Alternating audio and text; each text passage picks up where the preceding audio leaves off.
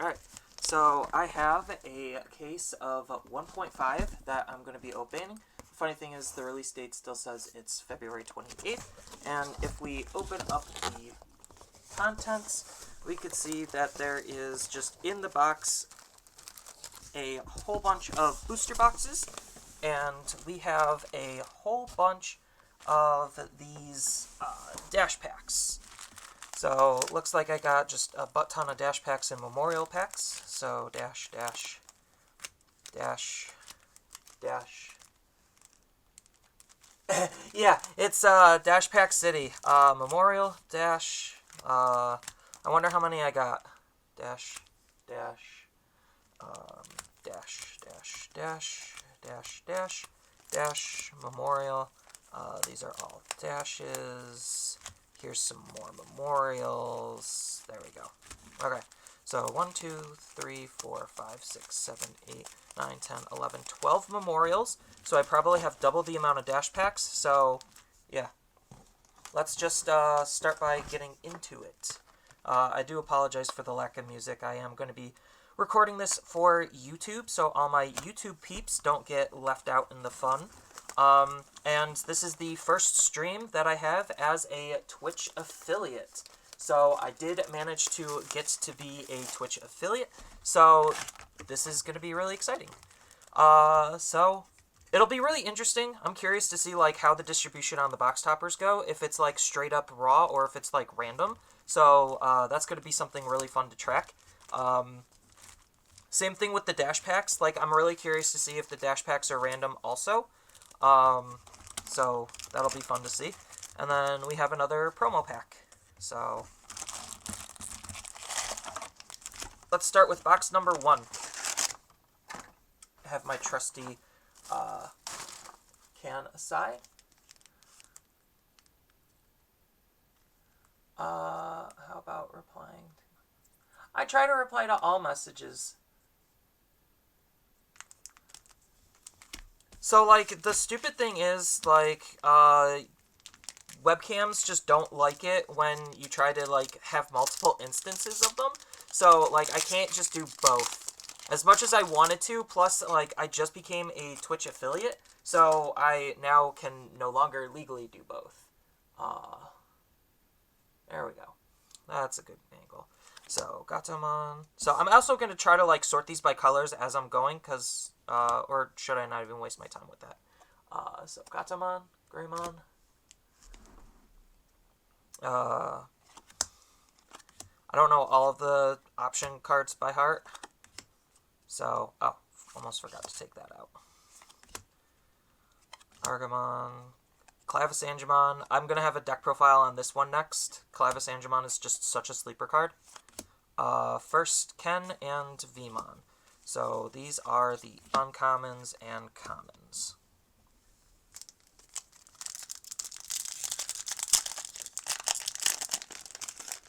Yeah, Numamon, bless my poles. I see something shiny, so that's already a giveaway that this is something special.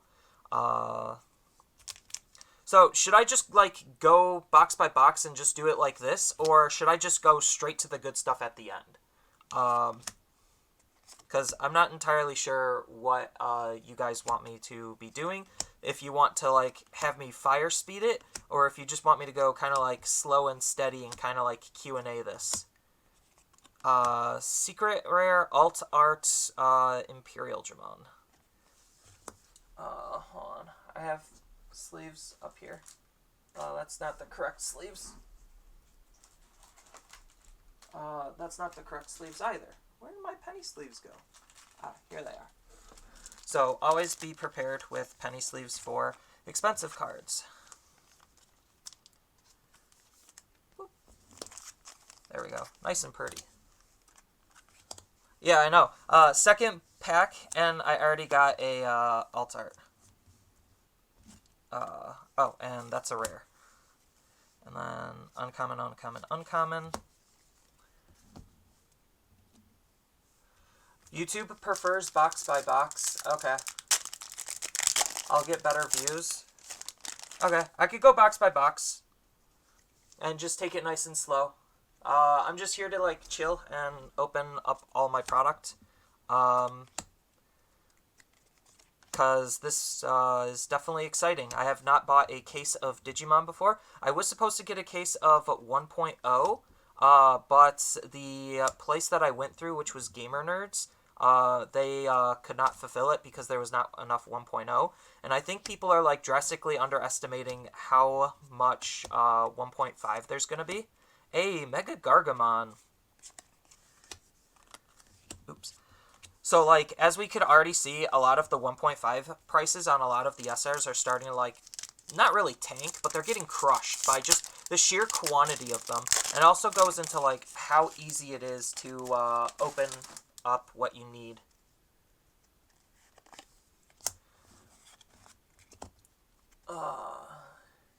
You could put the cards closer to the camera. Oh, yeah. So I'm trying this slightly different setup.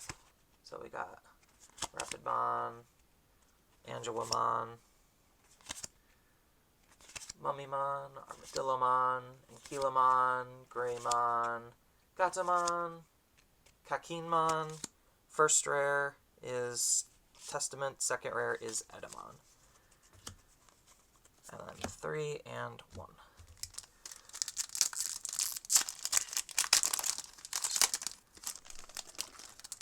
So it's a good thing Streamlabs is so good of a software. Perfect. Okay, yeah. So I'm trying my best. This setup is a little bit different to me just because I haven't really done something like this before. Most of the time when I do my box openings, it's just literally me in front of my phone. So this is a little bit of a different setup just because I wanted to stream it and I thought it would be a special stream. And I thought as my first stream as a Twitch affiliate, it might be a really good one to do. Hey, all fours. Second rare, 3, and boom. Where's sleeves? Here's sleeves. I might not have enough sleeves, actually. So this is going to be a little bit unfortunate. I could just throw them in my binders right away, but I kind of want to, like, count how many of what I get. Just for, like, YouTube data to, like, make a good video on in, like, a case ratio setting. Oh. You didn't see that. Neither did I. So... And then I have no idea, like, what decks I even want to build out of this set, other than, like, I'm going to be finishing Rookie Rush, and then I'm going to be building Red Omni. So I, like, don't exactly have a plan on what decks that I'm going to be making, but I do plan on selling, like, a whole bunch of this stuff. Hey, Shine Greymon has came to play. 3 and bulk. Yeah, I probably will not have enough penny sleeves for this. So, second SR. So, like, Rookie Rush, I always think Rookie Rush is just so good because fundamentally what that deck is doing is just very good. So it's like, it's being very aggressive with how the memory system of the game is working, and, like, it is still beatable. It just requires you as the opponent to understand what the opponent is trying to be doing, and it is requiring you to also understand, like, how to stop it. So, like, the way I like to think of Rookie Rush is it's basically like a deck check, where if your deck can't adapt and, like, play around the fact that Rookie Rush exists while playing around every other deck, then, like, your deck just isn't really good enough to compete. But that's probably a really bad way of looking at it. Jewel B. But Rookie Rush is a very strong deck, and there's just a whole bunch of different ways you could build it. I think, like, the purple-blue, or not purple, the purple-green build is kind of interesting. Like, purple is slowly starting to emerge as a Rookie Rush deck, but, hey, Cress.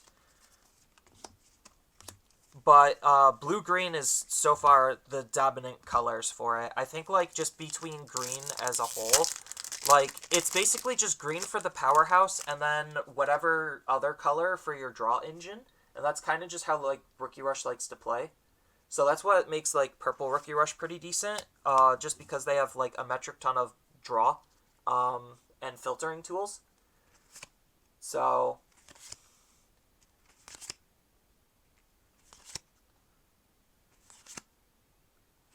Ragna Black is pretty decent.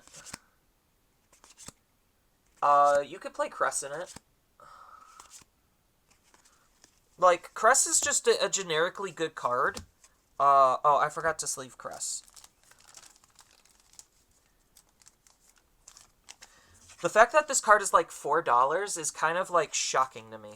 Because it's like, oh yeah, like out of all of the SRs, like this one can go into 2 colors, has a really decent ability, and interacts with Reboot Synergy. Like, the fact that it's $4 is like telling on how much like people are trying to off it and how little people are actually playing it.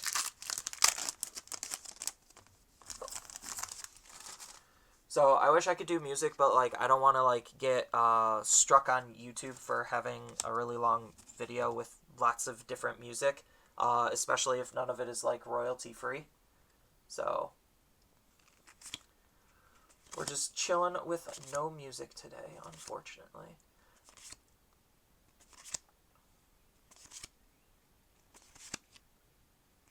I actually really like a lot of the security Digimons. So I think like the security Digimons are kind of underrated, because like the way decks are kind of built, they just don't incorporate the space a lot of the time to allow for them to be like played. Oh, you didn't see that one either. Yeah, I'm just gonna be here for probably a while. So you could do your meeting and come back and just whatever. Like, I'm just here opening product and chilling.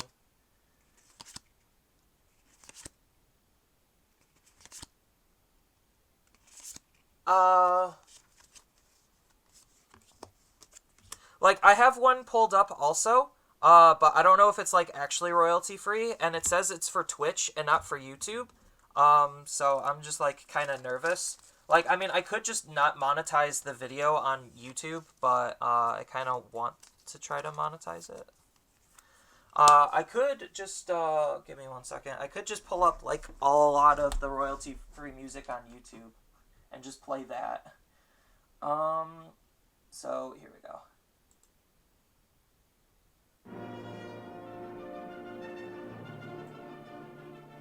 Some good old Beethoven's good, right?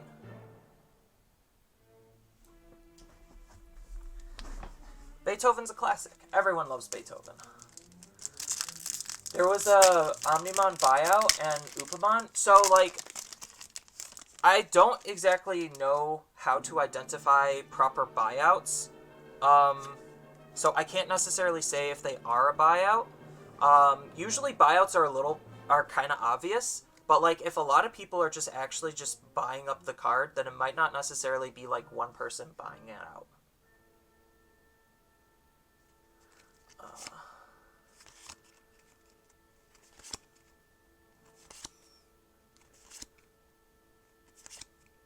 This track should last me a half hour, so we're good for a half hour on music.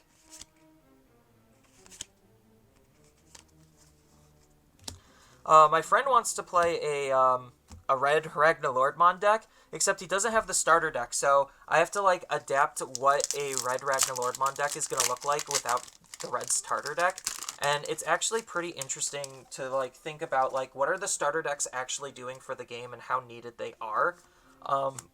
Because, like, the big thing with the starter decks is the way they're designed with BT01, like, they're supposed to be played in tandem. So it kind of creates, like, this awkwardness where it's, like, the starter decks are cores to those 3 colors. And, yeah, it's just really weird. There we go. I know my camera's not focusing because I have autofocus off. But we're just here looking at shiny cardboard rather than all the interesting stuff.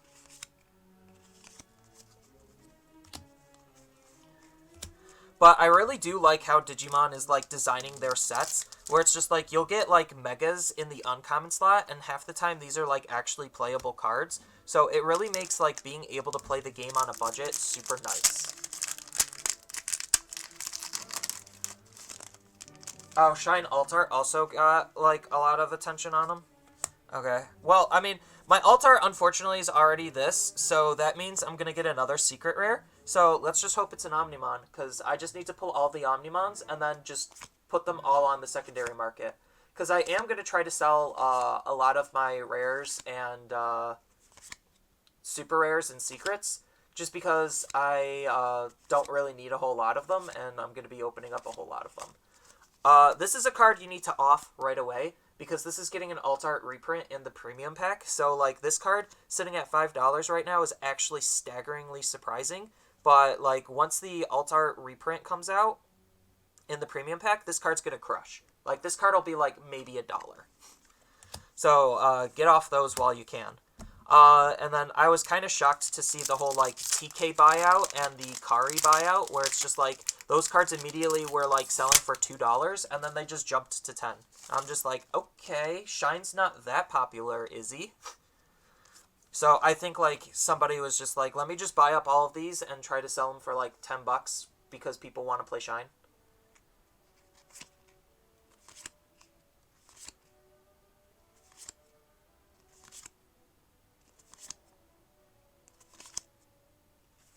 But it's really interesting to see, like, how Digimon is developing as a game, because you could see, like, some really interesting patterns start to emerge. So, like, you could tell that they're trying to segment, kind of like how Magic does, like, their whole, like, oh, enemies and allies thing. Like, Digimon is kind of doing its own version of that, where it's just, like, red, blue, and yellow are getting, like, consecutive, like, samey type of support, where purple, black, and green are, like, the offhand and getting other support when the primary 3 colors are not. So it's really interesting to just take a look and see how they're designing sets and patterns and all that stuff. There we go. I might need to start doing that to not ruin the surprise. But I think 1.5, like, if anyone is literally forced between 1.5 and 1.0 to buy, like, 1.5 is probably just the better buy, even though, like, there's less value in it because of, like, all of the cards being a lot easier to pull, but that just means it's a better box to open. Like, this card's sitting at, like, $8, like, $7, $8, and I'm just like, wow. Like, a lot of these prices are just getting absolutely bodied. What are we at right now? 1, 2, 3, 4, 5. So I'm at 5, 6, so I have 4 more special cards. Or, no. 5, 6, so I have 3 more special cards out of this one box.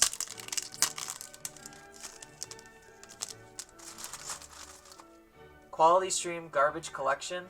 Keep getting the video cut out. I'm sorry about that.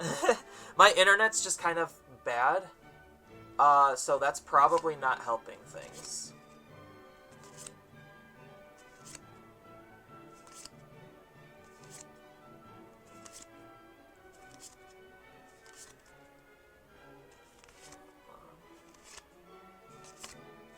I keep forgetting to take those stupid slips out.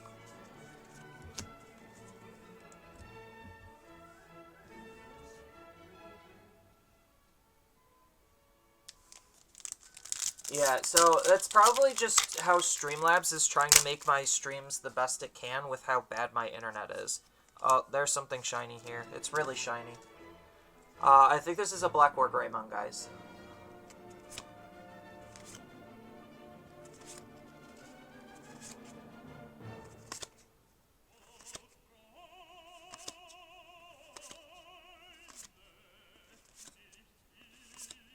Yeah, Black War Greymon.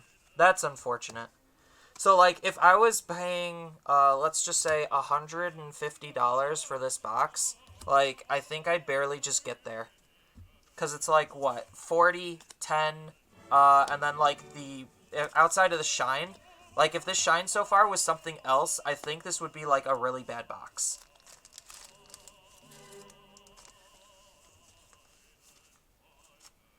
But, like, this goes to show that you shouldn't be, like, overpaying on Digimon product, because, like, once singles prices, like, start demanding what prices of the boxes go for, and the EV starts going down, then it's going to be, like, less worth it to buy up booster boxes. I mean, outside of just opening up cards and having fun.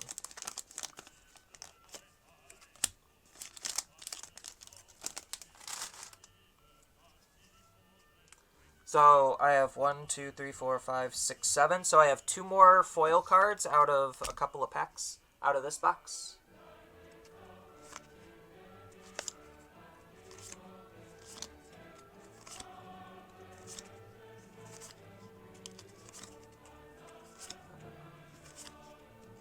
Hey, Davis and Mallow.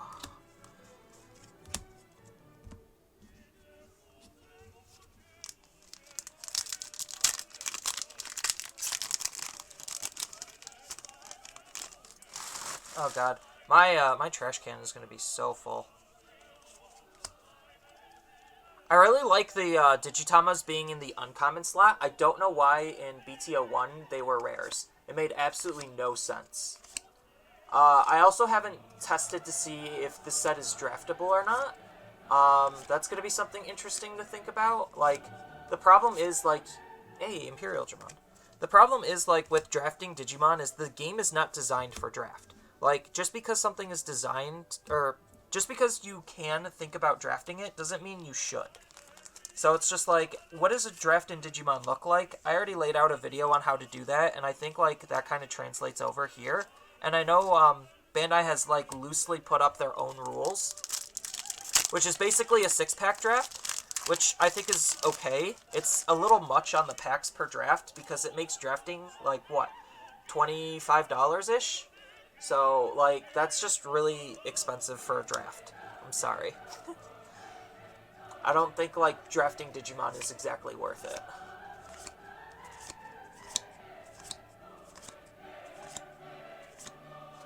Okay, so how is this card not Garurumon? This card pissed me off. I misread it on a YouTube video, and, like, I said that this was a Garurumon, and it's a Gururumon, not a Garurumon. I'm just like, I'm so pissed at this card. Joke.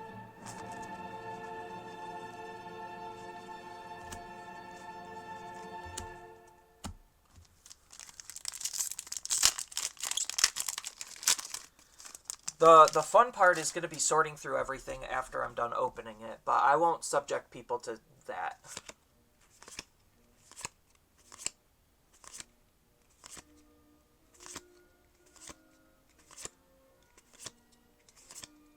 Hey, Craniumon.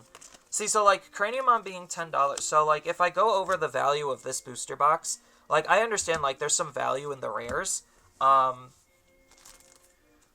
but, like, if I go over the value currently, based on what I last remember, so this is, like, around 7. These are the big ones. This is, like, 20, 28. I think this one's, like, 20, and then this one's, like, 4. Then 10. Yeah, no, this box was worth it. It's just, if you see Grand Kawagamon, you just feel bad, immediately. You feel real bad. Like, I like the card. It's just the fact that he's $1 just really goes to show, like, what people are valuing in terms of, like, Digimon cards.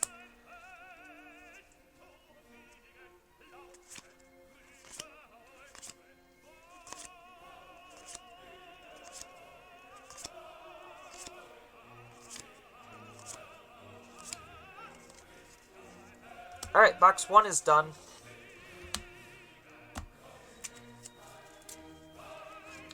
Oh wait, no, I have one more pack in box 1. Ha! I keep forgetting I already pulled all my good stuff, so I just don't care about the others. That's a bad way of thinking about it and looking at it.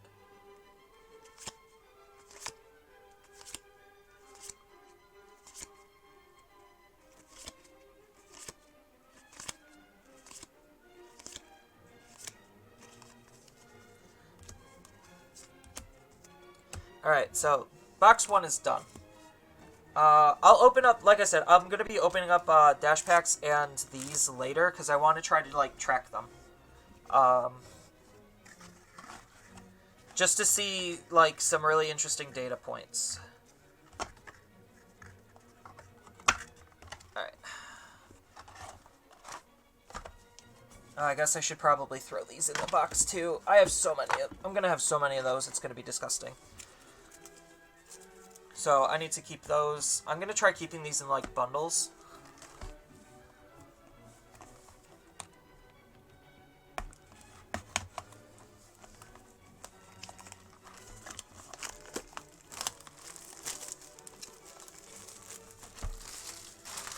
Alright.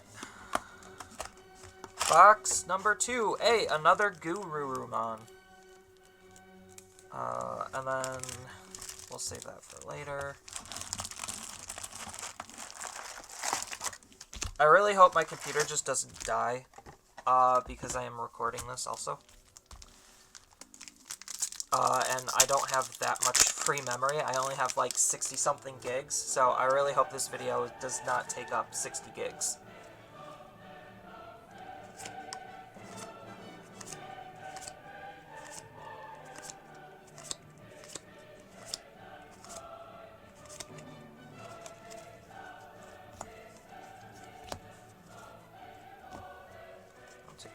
Okay.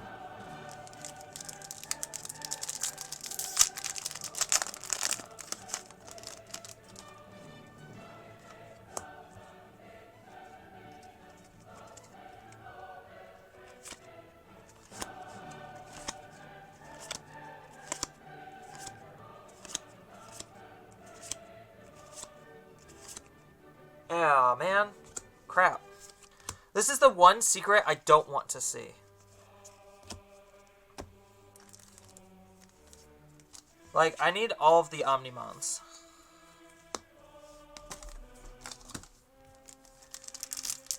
Just so I could put them in stock.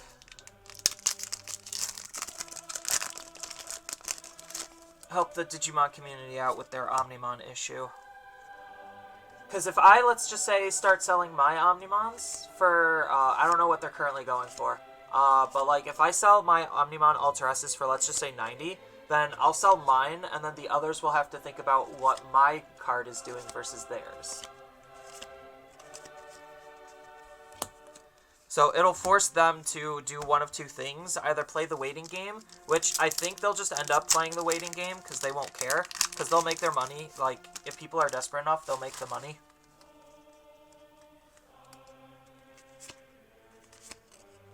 So, like, I'm in a really interesting position where I kind of already missed a lot of the initial money. Oh, yeah, sure. Let's just go straight to the back. So I already missed the initial money in sales on, like, the opening weekend. Oh, almost forgot to sleeve him up.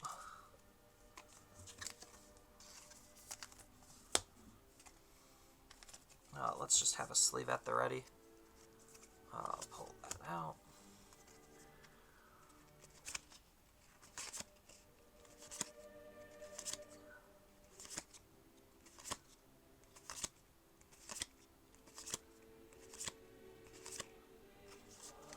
Bancho Sting is such a good card. Like, I love this card. Like, it has nothing to do with the fact that he's a Bancho. It's just the fact that he's a good card. Let's take you out. Alright.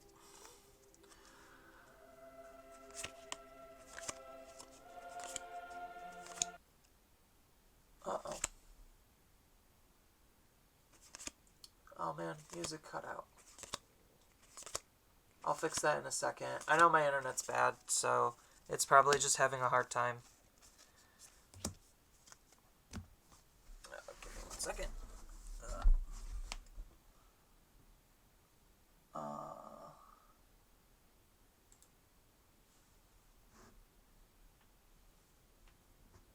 Okay, let's, maybe the track just ended or something. I don't know. It didn't seem like it.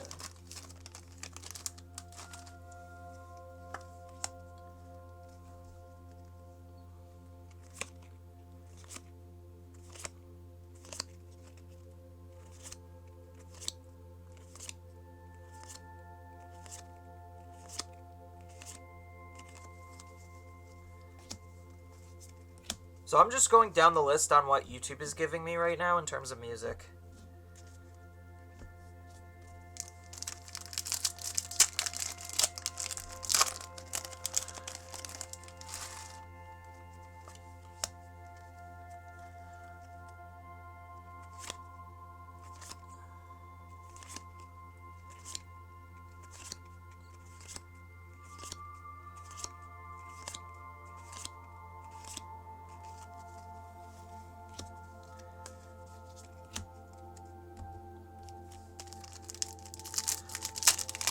But now that 1.5 meta is here and people are slowly getting their cards, I'm definitely super excited to see like some interesting builds and just more of a diverse meta, because 1.0 is just kind of boring. But I'm still not entirely sure what I want to build, because right now my goal for Digimon is just to build one of each color deck, and then kind of just play the rest online digitally. Hey, Sarismon. So, like, I want to own one of each color deck, and, like, I'm looking ahead in Japan to see, like, what I even want to, like, try to, not necessarily invest in, but, like, what I want to, like, keep and what will be able to grow and expand between sets, and those are kind of the decks I'm leaning towards more and more. So, like, Sarismon, Sarismon's really only good for this set, and then the next set, Sarismon just kind of gets replaced with Mega Gargamon and the starter deck Hercules Kabuterimon. So I'm just like, okay, maybe I should just build Mega Gargamon for green. And Sarismon is kind of like just a flash in the pan, where it's just like, yeah, it's a good here and now kind of a card, and it has some decent longevity, because if they ever print more Digizorption support, then the card is immediately good. Which they did a little bit in BT05, but, like, not really enough to, like, make Sarismon want to be played even more.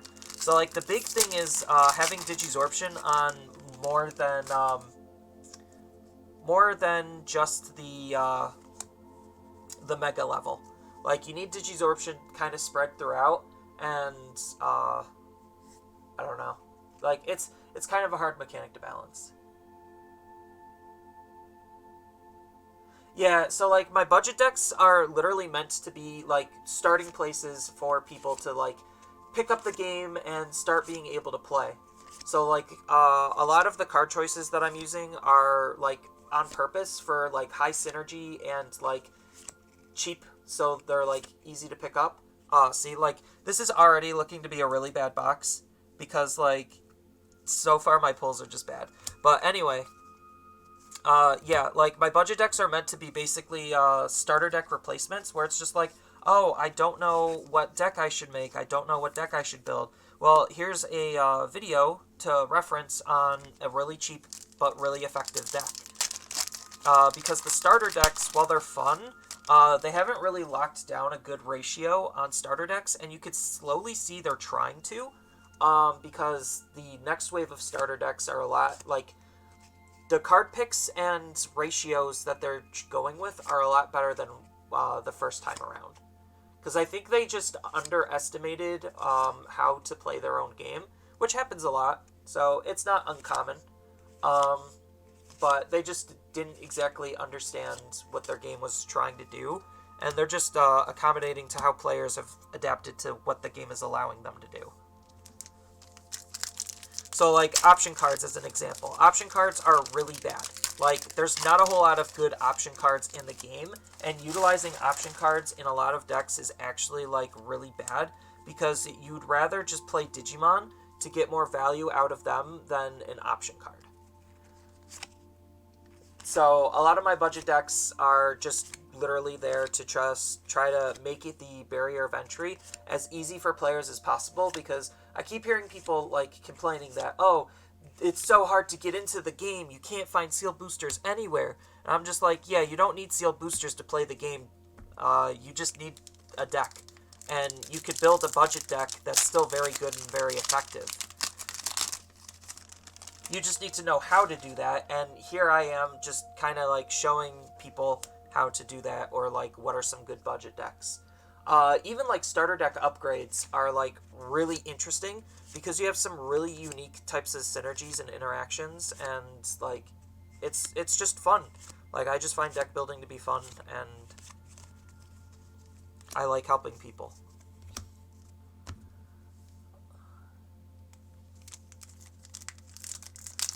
Yeah, so like I understand that sometimes product is a little bit hard to get, but like the singles are not. Like me opening this and then flooding the market with a lot of the cards that I'm going to be selling, like that's just going to make the price of the game even cheaper.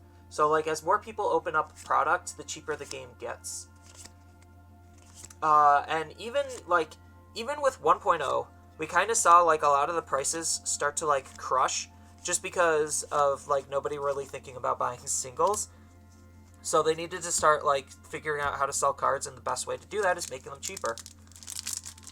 Although I still think like a lot of the commons and uncommons are a little bit too expensive for my personal taste, because it's like I usually value like a common at like 10 cents and then an uncommon at like a quarter. And I don't know. It's weird seeing how the Digimon market is just not lining up with my own personal perception. But that's okay, because that's just my own personal perception. Because I'm coming from like a Magic background, and I used to sell Buddy Fight and Magic, and Force of Will. So it's just like the different markets act differently for each game, which is always interesting to me. Because I'm just like, well, it theoretically shouldn't, but it does. So it's like, okay. I just have to take it for what it is. I'm not going to argue with it. But selling multiple games did give me a good grasp and perception on like how to evaluate cards, what to look out for in terms of like secondary market stuff. Which I then try to share with everyone, but I don't feel like some people watch my videos half the time, because I see like repetitive questions popping up over and over again, and usually I try to make videos to like answer those questions. Hey, Alt Arts Alt Force, that's pretty good, right?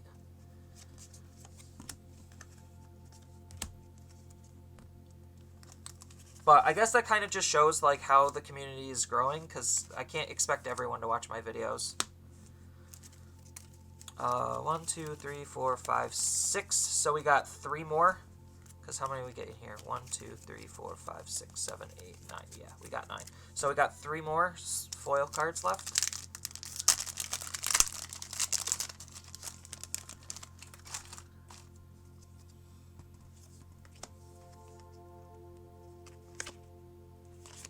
I know this is more like relaxing ambient music. I do apologize. It was just the longest track next to Beethoven, where YouTube was allowing me to like play it.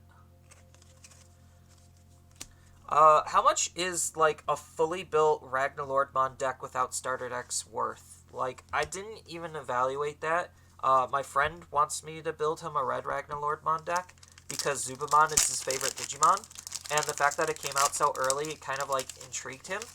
So, I gotta evaluate that. So, if anyone knows off the top of their head, like, how much the core Ragnarlordmon stuff is in red, like, that would be helpful.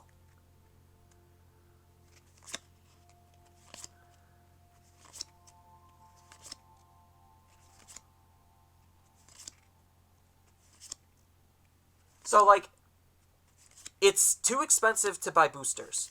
So, like, that's the big thing. It's too expensive to buy boosters to, like, get into the game. But, like I said, the whole point of the budget decks is to show people that, like, no, this game is actually, like, affordable. Like, the fact that you could build a competitive deck for about $100 or less really shows that the game is, like, actually kind of affordable. Because I'm coming from, like, the last game I played competitively was Buddy Fight, and that was for a hot minute because I, like, just got into Buddy Fight and then they announced it was dying. So, like, a competitive buddy fight deck could cost you, like, $70 to $100. And I think that, like, that price point for building a competitive deck is super healthy. But, yeah, like, buying sealed product is expensive. Like, my brother was not willing to drop $100 on a booster box when, compared to literally everyone else, that's, like, the most reasonable price around. But, like, a game like this, the booster boxes should not be 100. Like, the MSRP thing is, like, a whole big, like, lie. And, like, a booster box is not $100. Like, it's not. Like, a booster box like this, like, for my case, as an example, I was paying about an average of $73 a booster box. And, like, that is probably where they realistically should be, at that, like, 75 to 85 mark. But yeah, like, buying sealed product is expensive. Buying the singles to build the deck to play the game is not. Unless you're playing very specific decks. I have to add that caveat. Like, unless you're buying very specific decks. Because it's like, Shine as an example. Like, if you picked up Shine for, like, $25, that's 100 right there, and then the rest of his core is, like, what? Sub 50, so you're spending like $125 on a Shine Greymon deck. It's like, wow, that's decently affordable. Green, as like an example, Sarismon's like $13, and you need like 4 of it, and then the rest of the deck is like dirt cheap. It's like, the game is affordable, just not buying sealed product. Yeah, like, it goes to show you, like, people at pre-release were selling boxes for 80, and that was before they knew the scarcity. So once the scarcity goes away, booster boxes should be at around that 80 price point. And it's just like, people are complaining that, or people are saying that the MSRP is like $96, and it's just like, well, if you're going by like per pack, which you really shouldn't, like, that's fine to think that way. Like, it's not necessarily super flawed logic, it's just not good logic. Because, like, the MSRP of a pack is not for LGSs. That's for the big box stores. So, like, this, saying this is $4, this is for the Targets of the world. This is not for the LGSs, because Targets can't buy booster boxes. LGSs can. So the way they purchase their product is differently, and as such, the prices should reflect differently. Now, LGSs need to respect that a pack is $4, but obviously they want to incentivize bulk buying, so they're not going to sell a box at, like, $100 because that's what the MSRP of a pack equates to. It's like, they're not going to do that. That's just bad business.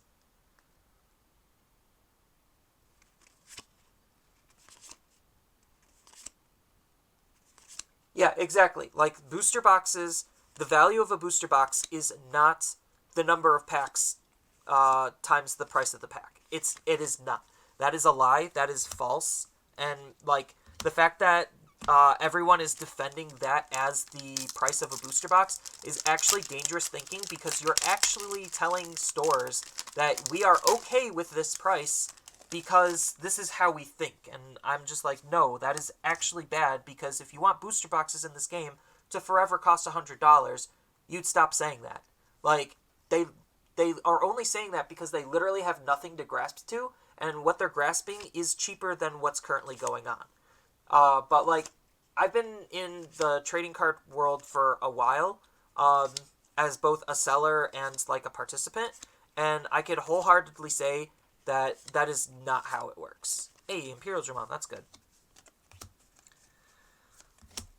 Because, like, when I was selling Buddy Fight, I was buying boxes literally $1 above wholesale, and a booster box at Buddy Fight costed me, like, $66. So the stores would buy a box of Buddy Fight for, like, $65.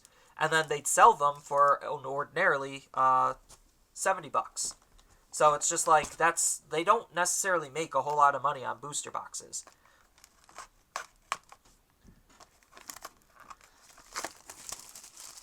Alright. I guess I should clean this up first. But you telling, like, people, the community telling stores that this is okay because this is how we're thinking is really, really dangerous, because they'll just make that the actual price, and then everyone will just be okay with it, and the stores, like, even though, yes, the stores will be making more money by people thinking that way, like, that's just not how trading card games are, though. Like, they're, wow, a third one. Like, they're under a false perception. Just because it's cheaper than buying it off scalped. But the fact that the stores are also selling scalped is a huge issue, because the stores don't need to sell scalped. Like, I already made a video about this. Like, stores don't need to sell at these scalped prices. They really don't.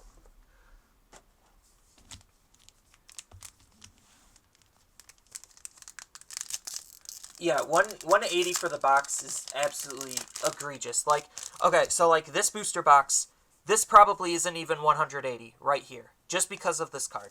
So like 28, 25, 50, 20. So like I would just barely get to that 180 mark, and if I was lucky. So actually, if we just assume, because this card's actually going down in price. So like 15. 25, so that's what, 40? 40 plus 20 is 60. 60 plus another 40 is 100. So I didn't even get to $150. Well, so that's 20. So that's 120. 13. 123. Yeah, like this is not even $150 right here. So if I paid $150 for this booster box, I already got crushed. Like, I already started losing. 1, 2, 3, 4, 5, 6, 7, 8, 9. Oh yeah, that was the second booster. I'm like, wait a second, I'm high. So like that just goes to show you like the prices have to go down because the singles are like going down.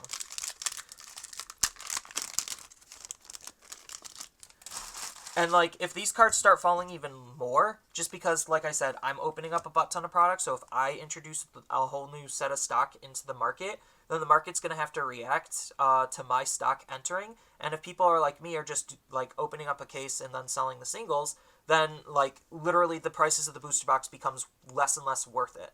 So, right, opening product.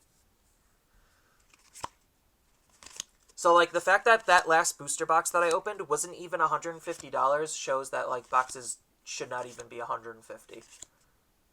Like, that Grand Kawagamon really just tanks the price, like, any value. It really helps tank the value of the box. Or, like, the Eevee. It's like, yeah, you could get an Omnimon, but, like, Omnimon's, like, the high end, and then you get something like a Grand Kawagamon on the low end. So it's like, yeah, that's the risk in opening up sealed product, but again, like, if your average doesn't equate to what buying a booster box is worth, then it's not worth buying a booster box. At least that's how I operated in Buddy Fight, where it's just like I calculated the EV of all of the booster boxes, and then I could see which booster boxes were worth buying into, because I would be looking at what I'm guaranteed. So that way I can lose as little money as I possibly can. And the last big Buddy Fight box I opened was Solar Strife, and I made a profit on Solar Strife. If anyone knows what that is, probably not. But I made a profit on that set because I knew what I was getting into. I calculated the risk, I calculated the price in which I'm comfortable with paying, because I knew what I would be getting before I even opened it.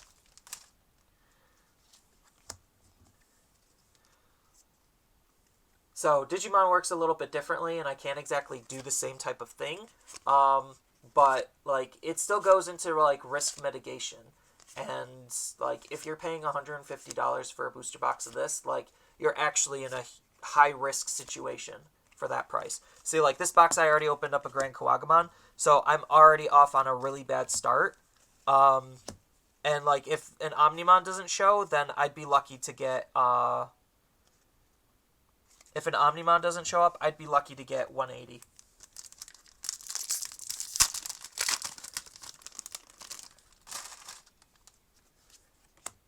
Like, this isn't a bad card, by all means. Like, this is a good card to replace Bancho Stingmon if you want something a little bit more consistent. But like, yeah, it's just a little on the harder side to play because Bancho Stingmon is just easier. I just realized the music ended. Let me pull up a new track.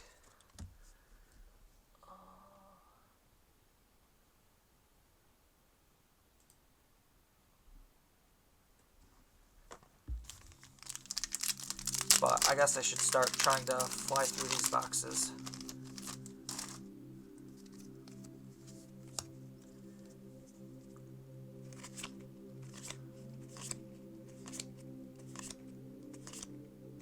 Because this video is already probably going to be ginormous.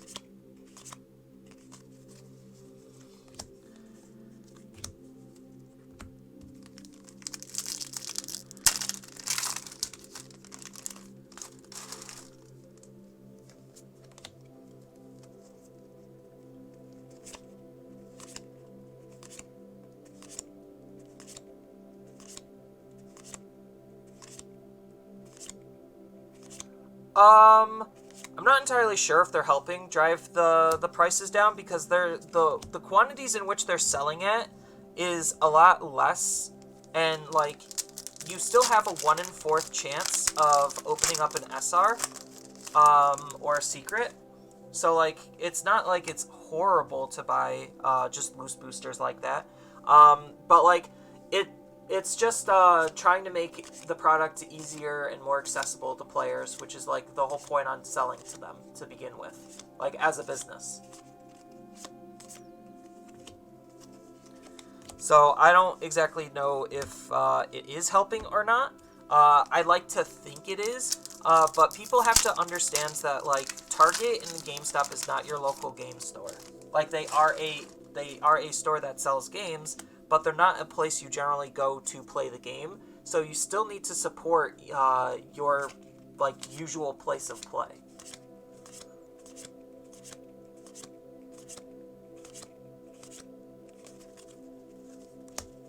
But I like to think that they're helping just because it's getting more stock into people's hands.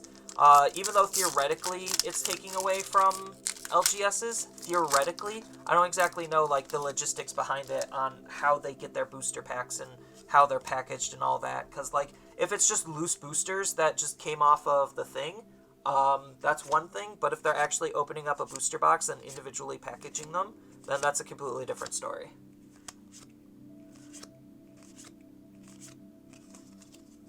So, I like to think they are, but I don't exactly know.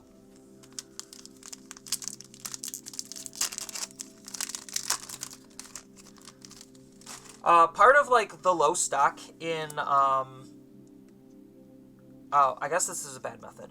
I guess the low stock in certain game stores is also, like, part of the distributor's fault, because, like, the distributor has to decide what store is getting how much based on how much everyone's ordering and their past experience in business with them. This is the first Ragnarlordmon out of 3 boxes. So, like, part of the low stock problem, where did I just throw my penny sleeves to? Here they are. Part of the low stock problem is the distributors just deciding where they want booster boxes to go. Because, like, they have their own worries. Because it's like, we have 20 stores that ordered 15 boxes, but we only got 30 boxes. So how do we decide to divvy it up? Do we divvy it up even? We have to take store size into consideration. We have to take past experience into consideration with working with that store. So, like, I can't exactly fault the distributors, but, like, they do have some personal biases towards certain stores. 100%.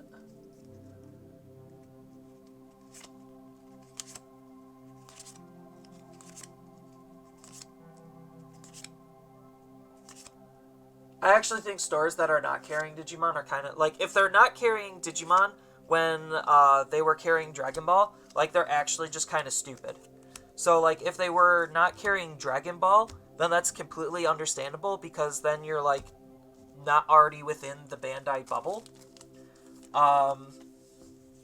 But if they are carrying Dragon Ball, then they're just being stupid on not carrying Digimon, because it's literally through the same type of process. Like, it is just one extra step to look at a different games page.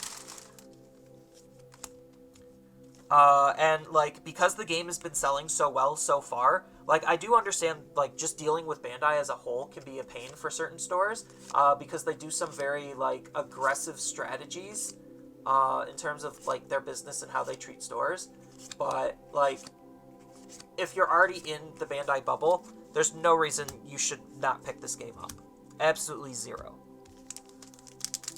And like I said, the game has been selling really, really well, to the point where it's like, even though you're pissed that you didn't get a whole bunch of product, like, if you still got some product and are able to sell it, then you're still going to be making money. And at the end of the day, that's what it's all about.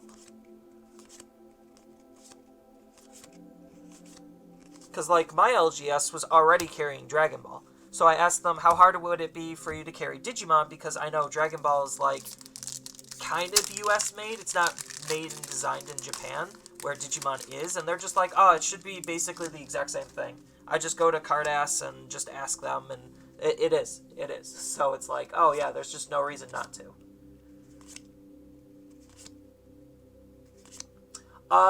So I scored my case by ordering it all the way back in October. I ordered it through Gamer Nerds, and Gamer Nerds ships slow, so I didn't get it on launch, but because that's when they got it. But I did get it literally yesterday, so I was just like, oh yeah, okay, cool. I could just start opening it up on stream a little bit later, see how the market responds, and adjust what I want to sell and what I could sell accordingly. But yeah, I ordered it in October. So, like, the way Digimon and, like, Dragon Ball works is you really have to order, like, you have to be on top of pre-orders, basically. I think for, like, BTO5, I slacked it a little bit. So, like, I'm hoping the place that I ordered through gives me my case. That's an interesting pack. But yeah, I just ordered it in October. Gamer Nerd, like, I was a little bit afraid because Gamer Nerds already canceled my 1.0 case, because I was supposed to get a case of 1.0, and then they canceled it saying we didn't get enough. So the fact that they were able to give me my case of 1.5 definitely shows that 1.5 has more overall stock than 1.0. So that's part of, like, going into, like, oh, what should I buy into? It's like, buy into 1.5. It's easier, it's cheaper, and it has better cards. Like, there's not a whole lot of 1.0 that people actually need, depending on what they're trying to play. Like, 1.0 is still good because it still has, like, the core cards and a lot of base cards for a lot of decks, but, like, it's not, like, super 100% needed. And a lot of, like, the core cards are at lower rarity, so, like, there's still a ton of it, and with reprints and restocks on the way, and the premium pack on the way, like, it's only going to further crush the prices of those cards. But yeah, so I'm already good on my case for BTO4, just because when Gamer Nerds canceled my 1.0 case, they were just like, yeah, we could either refund you or shift it to a different product, and I shifted it to BTO4. So that's how I am good on BTO4, and then when I was looking into BTO5, that's when that was already, like, the pre-sales were already going on. But the big problem is, like, stores don't want to, like, tell you they're pre-ordering, because they can't take pre-orders because they don't know exactly how much stock they're going to be getting, and then they'll run into the Gamer Nerds type situation where it's like they order too much, and then they have to, like, jump through some hoops for customer service. So that's why a lot of stores are really hesitant on doing pre-orders, because they don't exactly know how much they're going to be getting. My LGS does not do pre-orders because of this. They literally told me we only do pre-orders when we know our allocation. And usually they'll know their allocation when they get the product, which is going to be a couple of days before its actual release.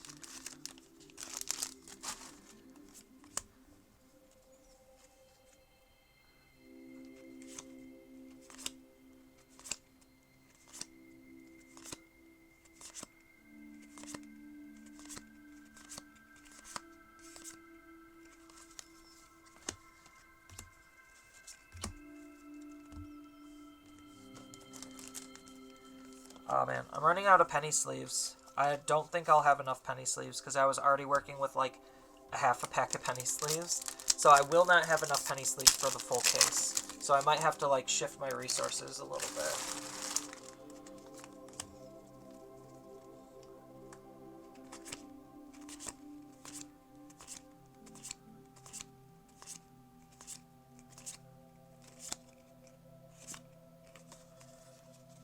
I'm actually debating if that Phoenixmon is good. Like, for a budget card, it sounds pretty okay. Doesn't seem awful. Because, like, I'm trying to think of, like, what are some other good budget decks, and, like, the big problem that I'm running into with certain colors is, like, their card quality just isn't good enough. So, like, black, the budget deck for black is barely changed. The budget deck for red, it's like, what did red get for a budget? They literally just got that added. So it's like, what do I do for red? Like, that didn't change a whole lot either. So, like, certain colors, depending on, like, where their support is easier to play on a budget, or, like, they just have better budget options. I should be seeing some more foils soon. My predictions for BT06, I have no idea. Like, Digimon has already proven to me that they're really random on how they support, like, certain things and what they do. So I just learned to accept their randomness, and I'm just like, well, they said movie Digimon, so that could literally mean any Digimon from any movie. So, like, that opens the door for so many possibilities, and they said a couple of things. But, like, then you get into, like, certain things where it's just like, yeah, this was just kind of random, didn't expect that at all. And like that's what's the majority of the set is going to be. Like, they have their theme, like they have usually their set theme, and they'll have like maybe one or two evolution lines that actually support that theme. And then literally everything after that is just like, oh, this is kind of random. Sure. It's like, who would have thought in BT03 that Ragnarlordmon would be a thing? It's like, nobody. Nobody thought that was a thing. It wasn't even talked about. It, like, well, it was kind of on theme, because, like, that set was supposed to be, like, the Unison or Jagras set. That was, like, their theme. So, like, they have a general idea on what their theme is going to be. Oh, there's the Alt-Art Ragnarlord. Sick. But I have no idea what to expect from anything. I don't even know how much this Ragnarlord is. Yeah. I'm going to have to stop, and I'm just going to have to foil, like, the super, what I know is pricey. I'm going to have to be heinous.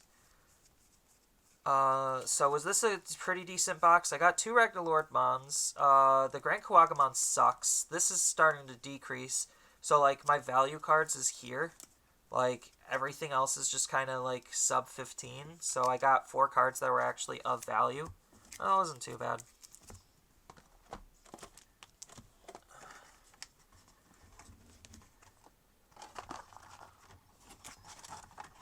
Because I was on a little podcast about that earlier, where it's just like, yeah, everything just kind of feels really random. It's like, who would have thought the Lotmon line would be in BT03? It's like, nobody. Like, we thought that would be a Jagras set filled with a whole bunch of Jagrases, and it just had, like, a small handful. It didn't even have them all.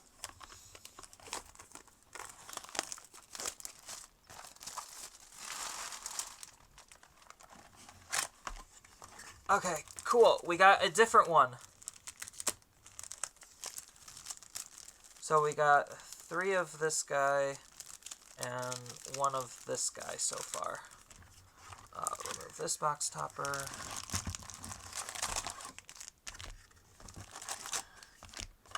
Alright. 4th booster. Let's go.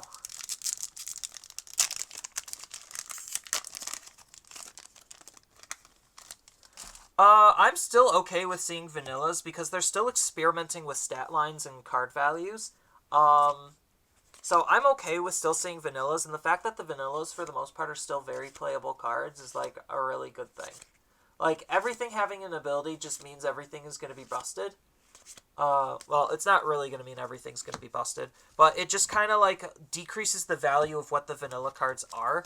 And, like, the vanilla cards are being played just because they're more efficient cards. And, like, the way the game is currently being played is, like, you just turbo up into your higher level, and then your higher level is where all of the work happens. So, like, them having abilities on literally everything definitely kind of, like, scares me. Just because I like what the vanillas are representing in the game. Full force.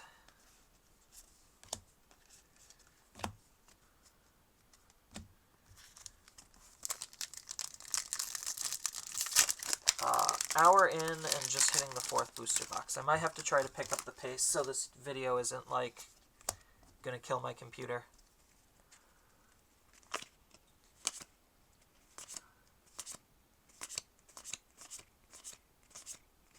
Because I think everyone's seen basically every card by now.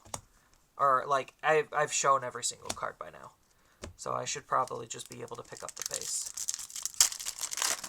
Because if this is going to end up being a YouTube video, then I could reasonably expect it, like, I could reasonably expect people to just skip around.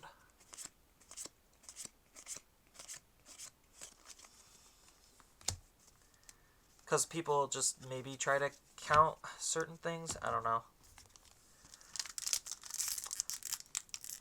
I'll probably, after this booster box, start, like, firing off and just skipping straight to the good stuff at the back.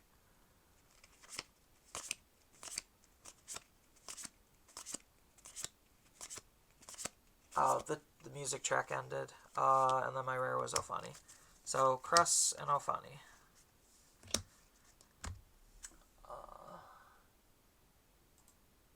Here we go.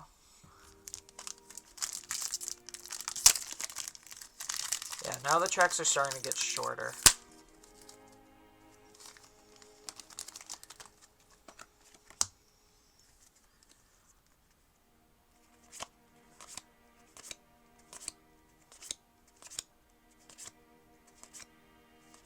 Yeah, Bandai. So, like, if you're ever trying to, like, actually be, like, an investor in this type of a game, you gotta understand, like, Bandai loves their main characters. So, like, anything with Goku and Dragon Ball Supers, like, Goku is gonna be, like, a huge thing. So, like, in this game, because we already have name-based interactions, like, anything with Garurumon or Greymon are gonna be, like, prime cards to invest in. So, like, pick up your Crest Garurumons now because, like, as an example, you could theoretically play a black Garurumon deck. Another one of him. So, like, if Garurumon, like, I was building a Omnimon deck, and, like, I was seeing what old cards would be playable because of the new cards. And because Nokia states that she likes Greymon and Garurumon synergy, like, you could reasonably play a black deck around Nokia.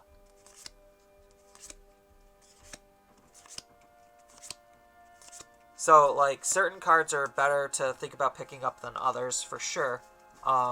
Like, certain cards, like, if they're absolutely busted and 100% playable every single meta, like, yeah, that's a card you want to pick up, obviously. But, like, the name-based interactions, and, like, supporting the main character stuff, like, that's something you should also think about picking up if you're trying to invest. Like, I'm not going to say, like, Kreskarumon's just magically going to become $100. I'm just saying he's going to be a highly playable card and might be subject to spikes based on support.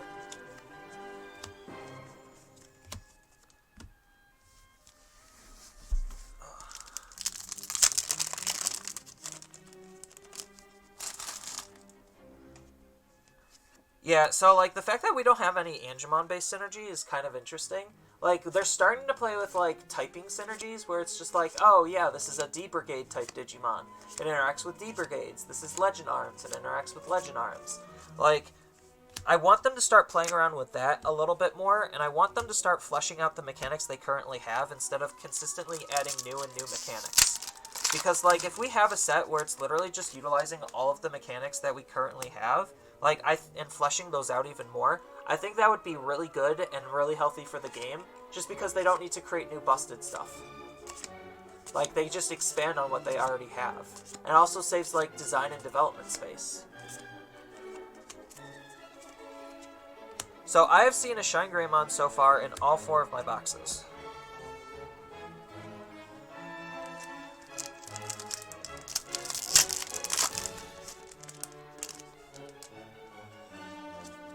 So yeah, after this box, I'm just going to start firing it off. And just going straight to the rares.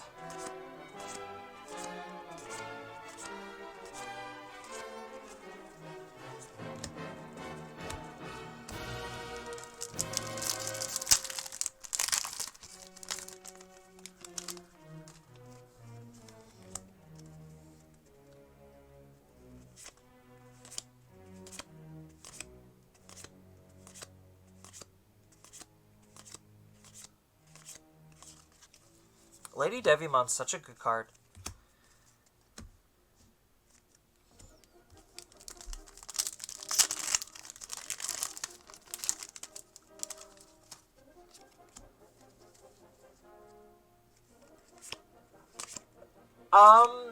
So, like, right now, my thoughts on power creep with the Digimon game is there's not really that much power creep. It's more of just, expanding and improving on what the card, like, what this type of mechanic does. So, as an example, you look at Chaos Gallantmon, and you look at Purple Metal Garurumon, and you might think, oh, Chaos Gallantmon is just a better Purple Metal Garurumon, and it's just like, no, they're trying to do the same thing, but differently. And, like, their stat evaluation definitely plays a huge factor. So, like, if you want the similar type of effect that Chaos Gallantmon has, then you could play Purple Metal Garurumon as, like, not really a substitute, but as a card fitting that same role. So the way I generally like to think about things is, like, role-based, is, like, what is this card trying to do, and what are other cards that are similar to this trying to do for this style of deck? So look at, let's just say Bancho Stingmon and Grand Kawagamon as the current example. The big role of that card is to act as the piercer to be able to delete stronger Digimon than your normal level 6s. So if that's the role of the card, well, which card is doing that role better based on the deck and the support that you have? So that's like the type of evaluation that you have to give, where it's like, they're not really power creeping each other, they're just doing the same thing but differently. And, like, right now, that's kind of just the most prevalent thing I've seen in Digimon is just, oh, this is the same thing as this, but differently. So, like, there's not necessarily that much power creep, it's just they're fleshing out what they currently have and what the cards can do. So it creates lots of options and opportunities, but obviously more people are going to lean towards the new cards because they would theoretically tend to be a lot stronger. Just because they had the time to develop the mechanic that it was already playing around with.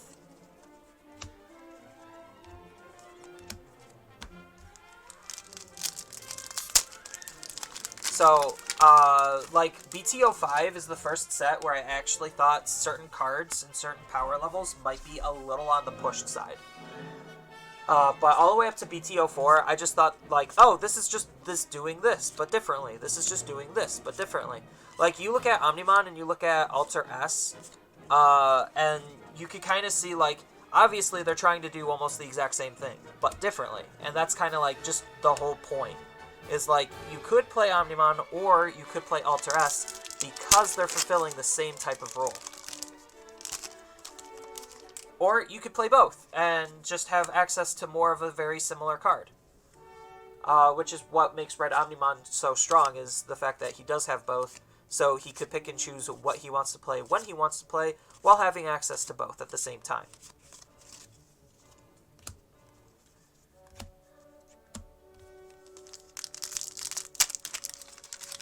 But that's, like, the big thing that I really like about Digimon, because it's like, oh, I could build this Chaos Gallantmon style of deck using the Purple Metal Garurumon, and then I could use some slightly different support cards to support my Purple Metal Garurumon over the Chaos Gallantmon. So, like, there's just some small things like that that really just make things more interesting. But I don't think the game is, like, super egregious on its power creep right now. I think everything is just kind of good. Because, like, another card, another example of this is All Force and Imperial.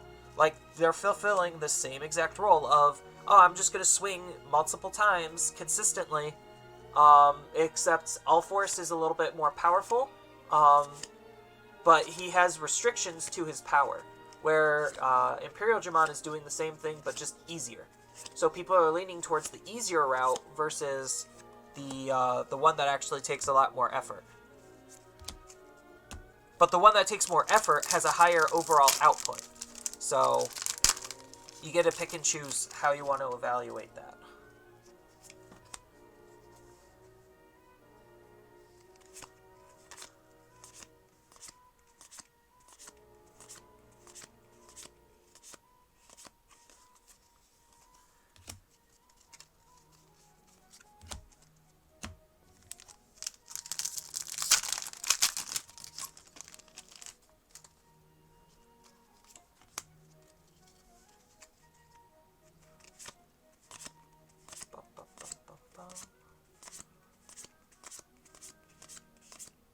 Ragnarlord.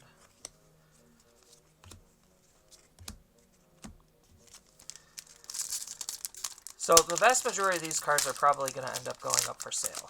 So that's going to be really fun just seeing what happens with those. And then after this pack, I'm just going to start flashing everything, just going straight to the rares.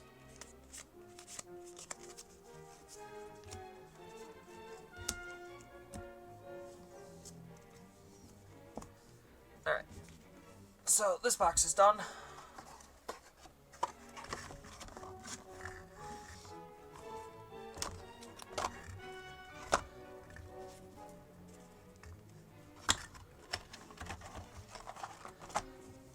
Was this box pretty okay? Nah, this was a little bit on the lower side, so yeah.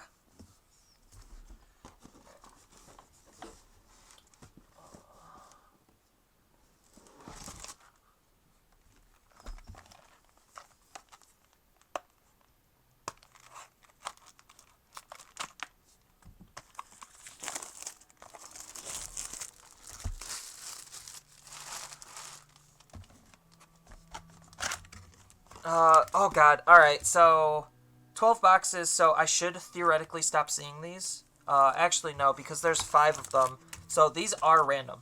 Okay. So the box toppers are random, and it's not you're guaranteed X amount per case.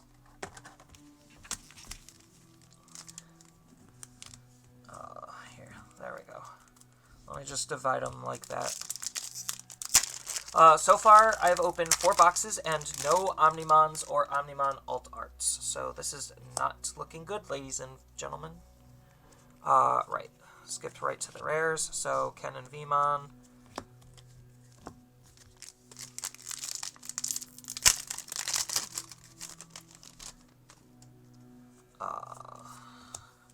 So we got those 2.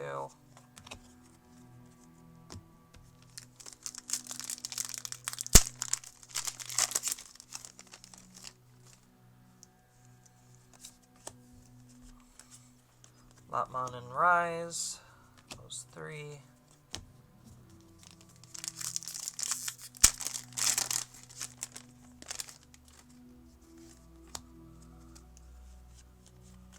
Wow, so far no SRs. I've already opened up a couple of packs. Granted, I'm like not going pile by pile, I'm just going one off the top of each. I have no idea if these boxes are seated or anything. But so far I haven't noticed, like, any egregious clumping, because, like, in 1.0, I kind of noticed certain card combinations would be clumped together almost always. So far I haven't really noticed it here, at least not too bad. Hey, Mastimon alt art.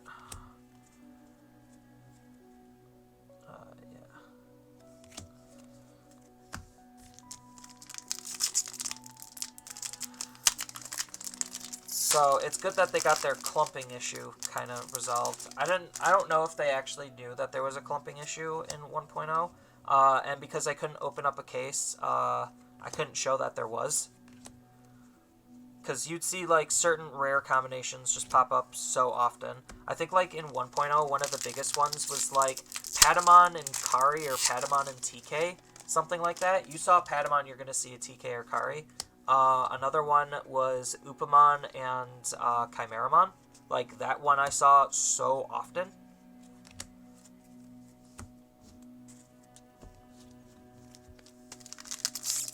And I'm not really noticing anything here. I might have to, like, go back through the video to see if there was any. Crescent Dino Bee. Okay, that's a common.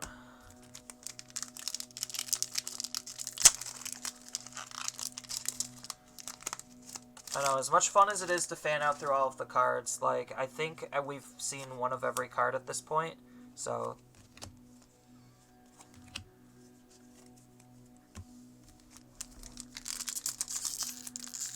Except for the alt arts. We haven't seen one of all of the alt arts, obviously. Yeah, okay, so this seems like it's a clump. So if you're going to be seeing a Grand Cross Freezer, you're probably going to be seeing XVmon. I have noticed that. So I guess they didn't exactly completely resolve their clumping issues.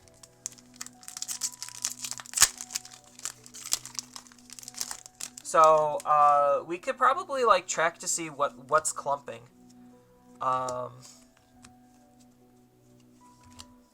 So that might be a fun experiment to do.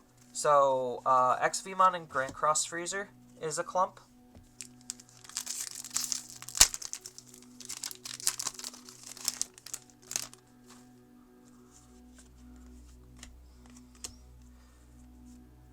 Because you notice certain clumps after you open up so many boosters after a while.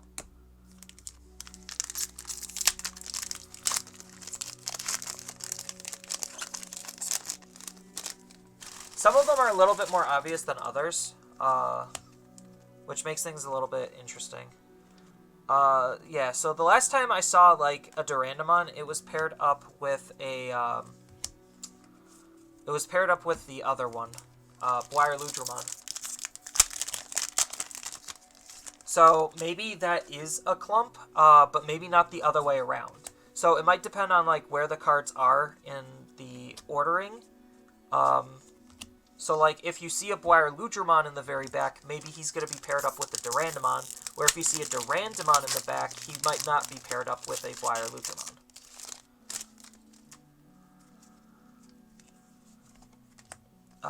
So far, that is another shine. So I've seen out of 5 boxes, 5 shines, which is pretty decent already, considering I only need 4. So everything after... I don't know if I'm even going to be building shine. Like, I'm more interested in building the War Greymon that's going to be coming out in the next set. And, like, I know that everyone's playing Crusadermon in BT05. So I think this also might be a clump, where if Arrow Vidramon's in back, then Phoenixmon will be in front. So it does seem like certain card combinations are still clumping.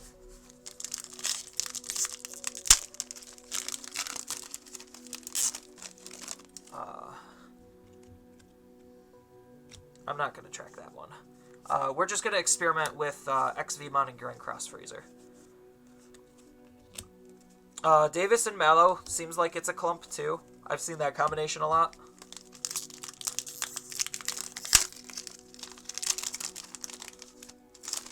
Like, I don't necessarily know if clumping is, like, a super bad thing. Is this a clump? This seems like it's a clump. Because the last time I saw an Imperial Dramon, it came with a Breath of the Gods. Like, I'll actually have to try to, like, go back through the footage to see what is actually clumping. And maybe that might make for an interesting video. I don't think the video would, like, really mean anything. Okay, so I guess maybe that's not exactly a clump.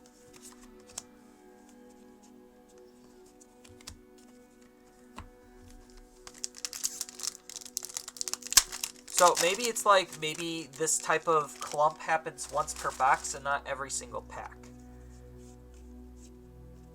Because I could swear, I feel like I've seen this exact combination before, where I pull out a one card and then I see the other card with it. So, like, if it is a clump, it might be a 1 per box clump, rather than just every single pack clump. But like I said, I don't know if clumping actually matters. It actually might. There's my secret.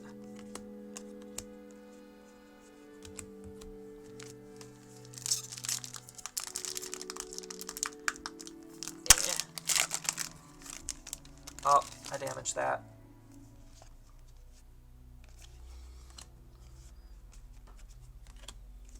Poor penguin mon. It's fine, it's just a common. It's not like I'm playing Flip It or Rip It. Oh god. I can only imagine playing Flip It or Rip It.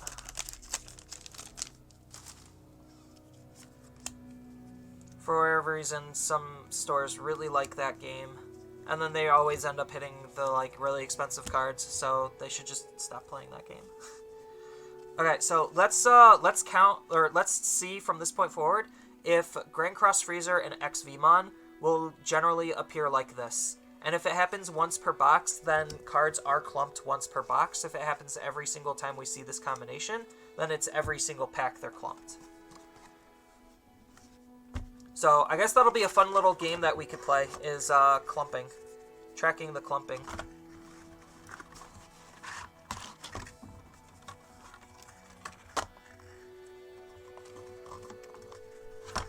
It'll keep people on their toes, make sure they're paying attention.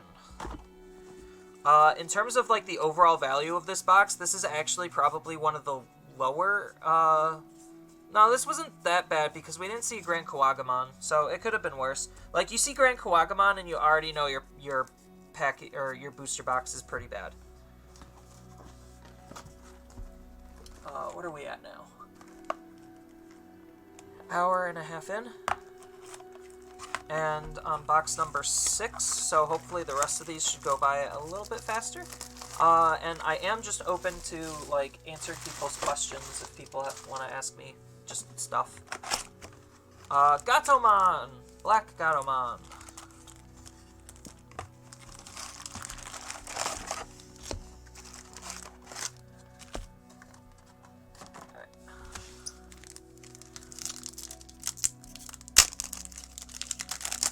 Oh, yeah. I'm sorry. Sometimes I'll just... Oh, first pack. Dang it. Alright, let's hope this box has an Altar Omnimon. Yeah, I do apologize. Sometimes, like, the way my brain is wired, I'll just repeat the same word. So I do apologize. So, like, if people actually, like, paid attention to a lot of my videos, I say the word so many times. It drives me crazy. But, like, that's just my speech pattern. It's like watching one of Ross's videos where he just... Except he does it on purpose. Like, I actually think he does it on purpose. Like, I do it on accident, and he's just actually doing it on purpose. I gotta find a better way to open these. There we go.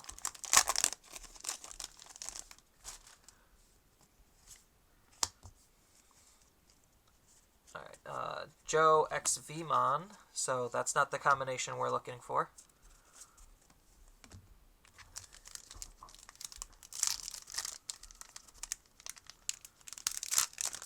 There we go, that's a little bit better.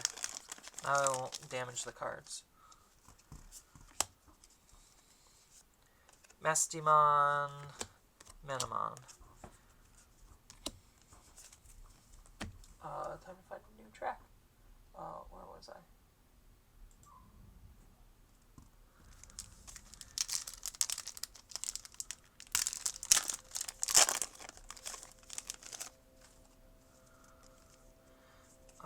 Take you out, and Pyldramon and Metal Greymon.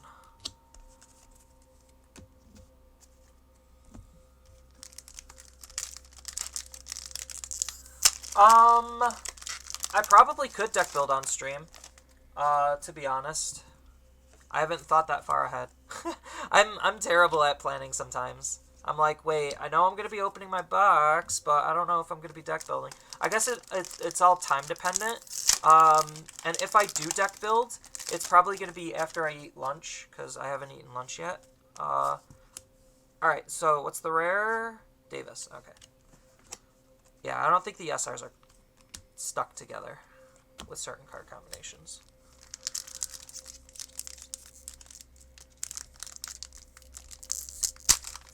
Crates used for the memory counters.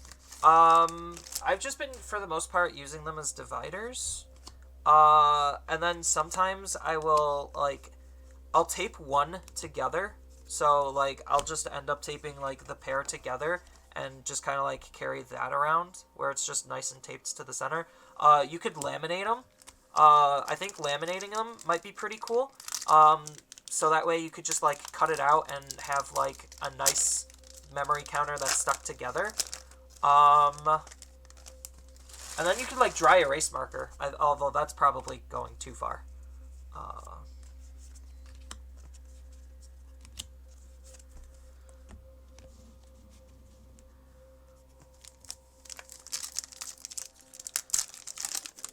But, yeah, I'm not entirely sure what other creative uses I can come up with for these cards, or, like, these checklists. I think laminating them might be really interesting, though.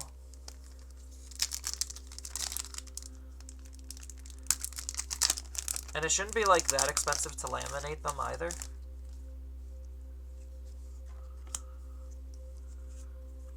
Ceres. And Metal Gray. This card's actually good. We Have to Stop Fighting is actually a good card. Like, it's good in the context of Rookie Rush. I don't think it's good in anything else. Because this card basically is like, let's give everything jamming, except not jamming.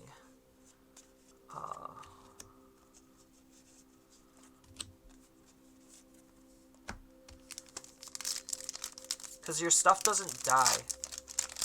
And it doesn't die to security checks either, so that means it's kind of basically like jamming. Metal Animon and Manamon. I feel like I've seen that combination a couple of times too.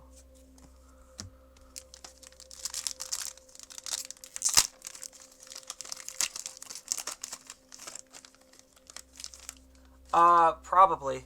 I think they'll definitely start utilizing their ban and restricted list a lot more, especially if certain things get, like, too out of control.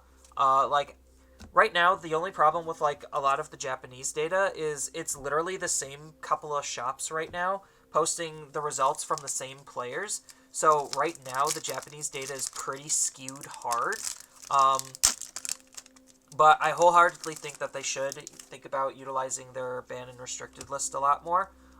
Just to try to keep things as healthy as possible. Because right now, Crusadermon in BT05 is like the big boogeyman, because that deck just literally is doing everything. It has control, it has aggro, it has a good level 7, its level 6 is insane.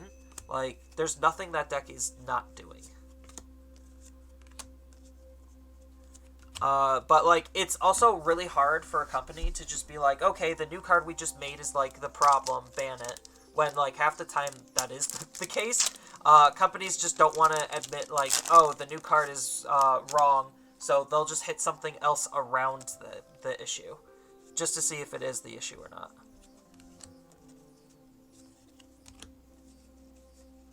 So there's a Grand Cross Freezer with no XVmon, so maybe I am just crazy and I just tend to see things differently. My trash can is already full. Brilliant. Hey, another Ragnar Lordmon.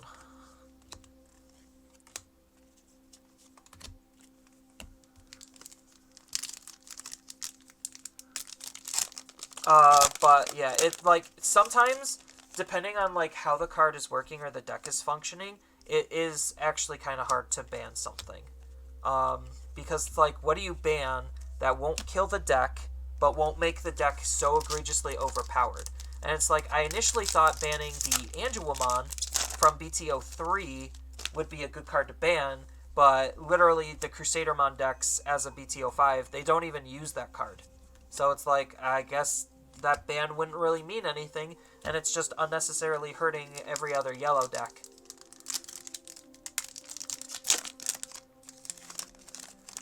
But yellow as a whole, like, yellow is just a kind of a problem as a whole. Like, Shine Greymon doesn't really show it off because, like, Shine Greymon's a very specific build. But, like, when we get into the War Greymon stuff from BTO4, like, it kind of starts showing, like, yellow just is playing with too many different tools. And that's what's making them kind of broken. It's just the access to all of the tools that they have is absolutely insane. I don't know if they're going to incorporate rotation. If they do, that won't be for a while. Because they'll need to figure out how they want to rotate, when they want to rotate, and figure out what they want to start rotating. But, like, if the game... So, I would be okay with Digimon having set rotations, just because the way the game is designed, it could easily incorporate it without feeling very bad. So, like, in a game where, like, the power creep is, like, absolutely egregious and insane and stupid, like, it doesn't do anything. But, like, set rotation helps solve not necessarily power creep issues, but, like, just certain individual cards' design flaws. So, like, if we get set rotation, then we don't necessarily have to worry about banning Crusadermon, just because, like, it'll rotate. 1, 2, 3, 4, 5, 6, 7, 8, 9. Okay, so we still are getting 9. And then there was no Grand Cross Freeze in XVmon, so I guess I am just insane. But I guarantee you will see that combination again.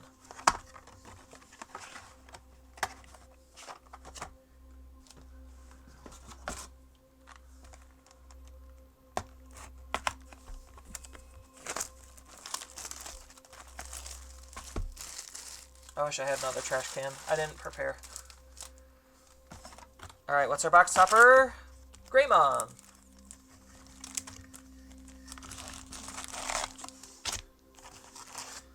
Like, I kind of want to build an All-Force... I kind of want to build an All-Force deck. I think All-Force still has some value, and I still think he's a very strong card. And he's getting support, so, like, he seems like a safe card to want to play. He's still played in BTO4, so, because the BTO4... There we go! Omnimon. First Omnimon of the day, people. Out of 7 boxes, we get 1 Omnimon. This is not looking good. I needed my Black War Greymons to be Omnimons, so hopefully I stop seeing Black War Greymons. Because this card, like, as cool as that card is, it's just awful. The card is just bad. Like, it's just such a bad card. And, like, it's okay for high rarity cards to be bad. Like, if the low rarity cards are good, then it just means that it's easier to get.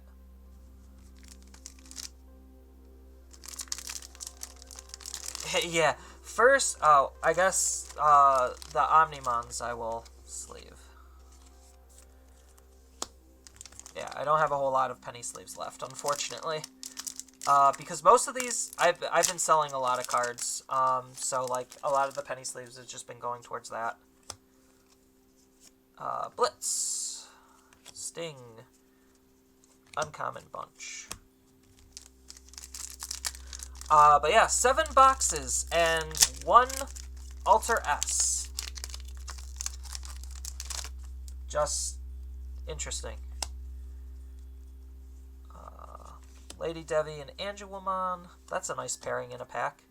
It's a pack of destiny. Just both of them in one.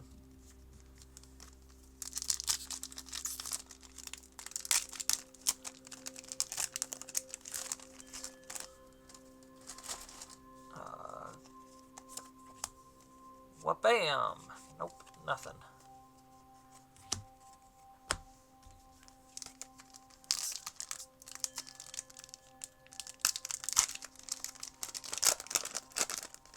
I really hope... Like, I think the game is already starting to hit a problem with level 7s. Where it's just like, decks that have a level 7 versus decks that don't seem to be performing on different levels. Like, they just seem to be performing better with a level 7 than without. So, like, I think, like, based on how level 7s are played, and it really changes how good the level 6s can actually be. So, like, if the whole goal of the deck is to get to your level 7, it forces your deck to play level 6s fundamentally different than what the game was intended for.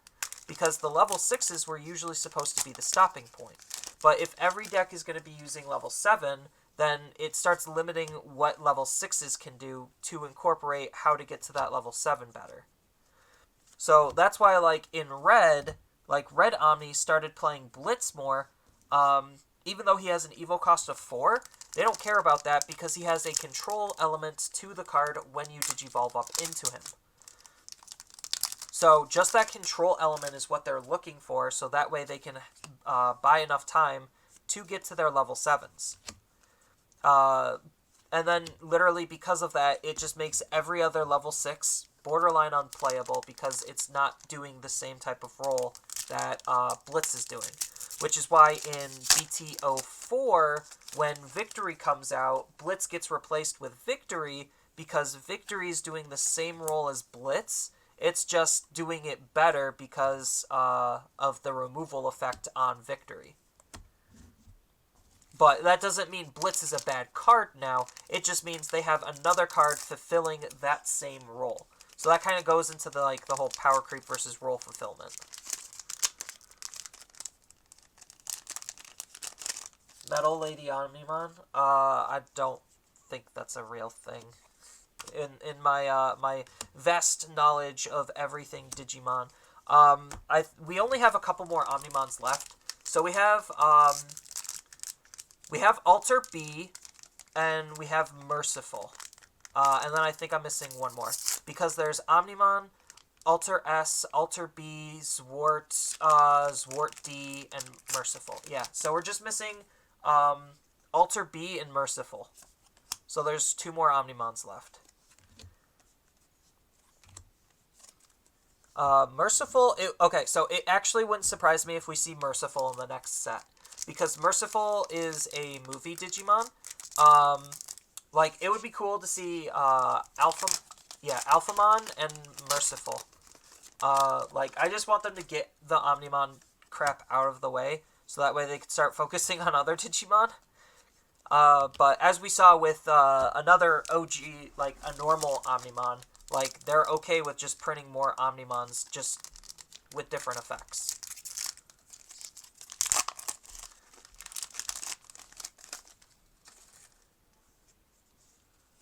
There's the Grand Kawagamon to just ruin the box. I don't hate on Grand Kawagamon. I hate the fact that he's an S... Like, I like the fact that he's an SR. That's $1. But I hate the fact as a seller that he's an SR for $1. Oh, something shiny is in here. So, we just have a couple more Omnimons, and then whatever they feel like they're doing with their Omnimons. Oh, Shine Grand... This... Okay. If it wasn't for the Grand Kawagamon, I think this box would actually be low-key good. This should probably go in a sleeve, right? I probably need to start de-sleeving these. At least, like, the Grand Kawagamons and the least valuable ones, just to put the ones that actually are worth something in a sleeve. I mean, I could just open up another pack of sleeves, but I don't want to open up. Alter, or Ragnalord. Oh, music track ended. Let's go to the next one. You, John Fitzgerald Kennedy, do solemnly swear I, John Fitzgerald Kennedy, do solemnly swear that you will faithfully execute the office of President of the United States. that I will faithfully execute the office Oh, of President this of isn't the United music. States. YouTube, you lied to me. I do apologize for that. Oh.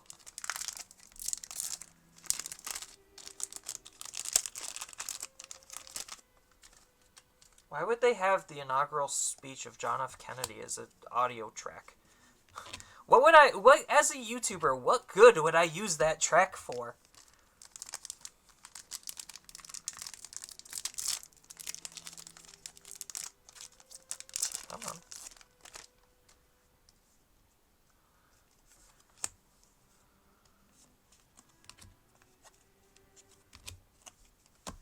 So far, this box is, outside of the two, like, two of the best cards I could pull, the rest of them are just kind of average. So I really hope I open up more Omnimons, because, like, that's what's going to make me break even on this. Just because I think, like, the cards have been decreasing in value too much. Too aggressively. But this goes to show you, like, why people shouldn't pre-order. Like, PPG, as an example, was, like, pre-ordering Grand Kawagamon for $25.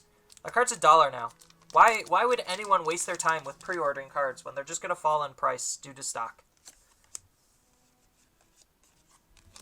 Like, it's so stupid. Like, certain cards are probably worth the pre-order. Like, I think Shine Greymon is definitely worth the $25, and he easily could go up. But at the same time, it's just like, oh yeah, I'll force pre-ordering off of PPG for $35. Why? Just why? He's not that good of a card. Like, anyone who just looks at, like... So, I hate to say, like, people just need to look at Japanese data a little bit more, because, like I said, right now, Japanese data is kind of skewed. But, like, the way certain sellers evaluate cards on presale is just absolutely insane. Like, they're just doing it for pure greed and to try to take advantage of the situation that they can post it and others can't. Because there's no reason why certain cards need to be pre-order priced the way they are. Absolutely none. Like, I'm not entirely familiar with PPG, and I've only heard stories and I haven't really interacted with them. But, like, business practice-wise, they're absolute garbage. Like, do not buy things off PPG unless you really want to support PPG. Because, like, every time I've ever seen a PPG listing, it's always been overpriced. Always. And the only time it's not overpriced is when there's actual competition.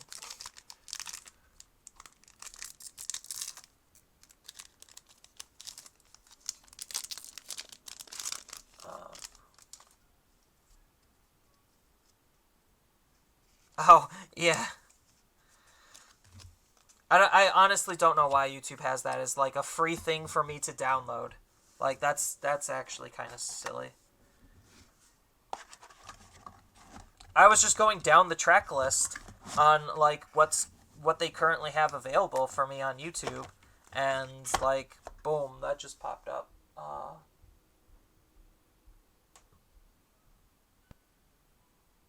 Oh, this is just a quiet track. Okay.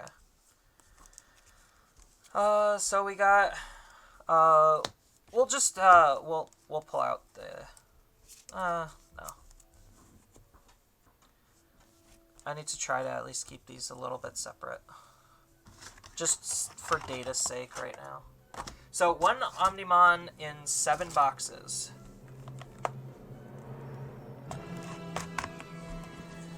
Oh, this is classic. So I sell my singles on TCG Player. My shop name is really easy because it's just the same name I use for everything. It's just Zenitsu Games. So if anyone wants to buy some of these singles off me when I post them on TCG Player, then that is where they're going to be. I do have some 1.0 singles up, but, like, after a certain point, it stops being worth it for me to sell certain cards. So I generally will keep back the commons and uncommons,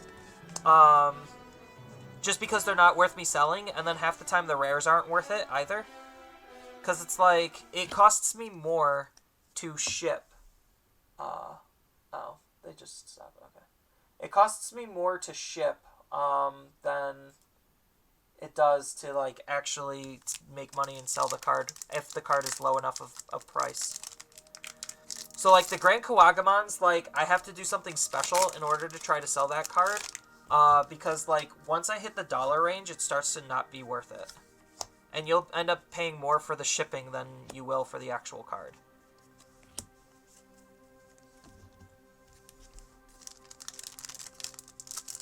But I sell on TCG Player. Because they make it easy, and I hate eBay. Oh, second Omnimon! Boom, got him. I saw the little, like, flashes in the corner, and I was just like, it's an Omnimon. so you are getting sleeved right away. Alright. 8 boxes, or, this is box 1, 2, 3. Yeah, this is box number 8 and 2 Omnimons. We're on the Omnimon we're on the Omnimon train here. Mimi, Sting. Hey, Sting and Sting.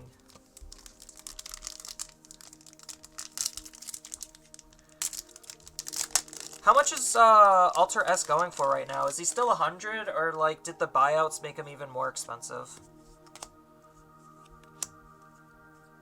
Who would even have the money to buy out Omnimons? Like, seriously. I mean, I guess that's not uncommon considering, like, the Magic community, like, has so many freaking investors that just dump insane amounts of money into that game. Mostly for, like, their, like, older cards, like the banned and reserve, or the reserve list cards. Although, I do have some reserve list cards that actually went up in price from when I originally bought them. And I didn't even know half the time that when I bought a card it was on the reserve list. See? I told you! See? It happens! It happens! I knew we would see this combination again. It happens. Clumping is real, it's just not as prevalent. I'm not a crazy person. I told you, it happens. There is clumping. It's just not as prevalent as in 1.0.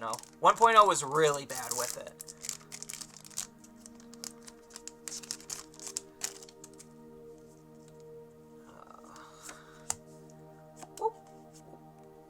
I feel like we've seen this combination too. So, like, certain cards do come in certain combinations every now and then. But I knew it happened. I wasn't crazy. Regular Omni is 110 now. Whoa, that's crazy. I don't think they're that good. Like, okay, so we have to understand, chat, like, in BT04, yellow is, like, green and yellow are king. Like, so people just trying to buy up Omnimon is basically like the Charizard effect, where it's just like, even though the card might not even be good, like, it's still good. But, like, even though it might not be tier 1 meta, like, it's just the Charizard of the set, and we have to accept that. But I do think, like, I don't know, it's kind of interesting, because I think, like, there's a lot of, Pokemon people, like, because this is a new TCG, it's just filled with, people from other TCGs, so I think, like, the most, from what I've seen in, like, several polls, is, like, the vast majority of people are coming from Vanguard, Pokemon, and Yu-Gi-Oh! So those are the 3 big games that people were coming from. And then, obviously, you'll have, like, people like me, where it's just like, oh, I technically came from Buddy Fight, but, like, I've loved the Digimon IP since I was a little kid. I can't exactly prove that, other than just knowing everything that I do know about Digimon, but... I think I have some old Digimon cards in my basement somewhere, but they're, like, damaged. So, I don't want to show those off, because I was a stupid kid.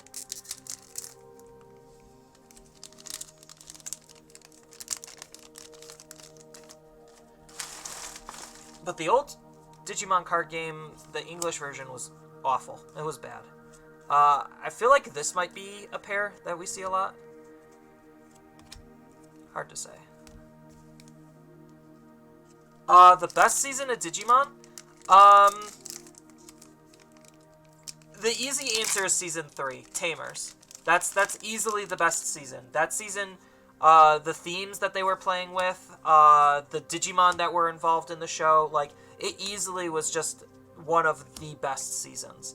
But I really liked, I like all of them, unfortunately, so I'm, like, the worst person to ask this. I think Savers... So the way I kind of view the seasons is, like, you have the original, which obviously started it all. And then you have the sequel to the original, which was like, okay, that's just trying to be the original, but with a new twist. And then you have the... and then you have Tamers, which is basically just like, okay, how could we do the same thing but different from the original? So, like, if you notice in Digimon storytelling, they follow very similar patterns. So for the longest period of time, like, the odd number Digimon shows were good and the evens were bad. So if you look at, like, Season 2 compared to Season 1, everyone loved Season 1 way more than Season 2, even though Season 2 had Vmon, which was the best Digimon in the whole show. His characterization was just so good. But then we get into, like, Season 3 versus Season 4. It's like, obviously everyone loved Season 3, everyone hated Season 4. Season 5 versus Season 6.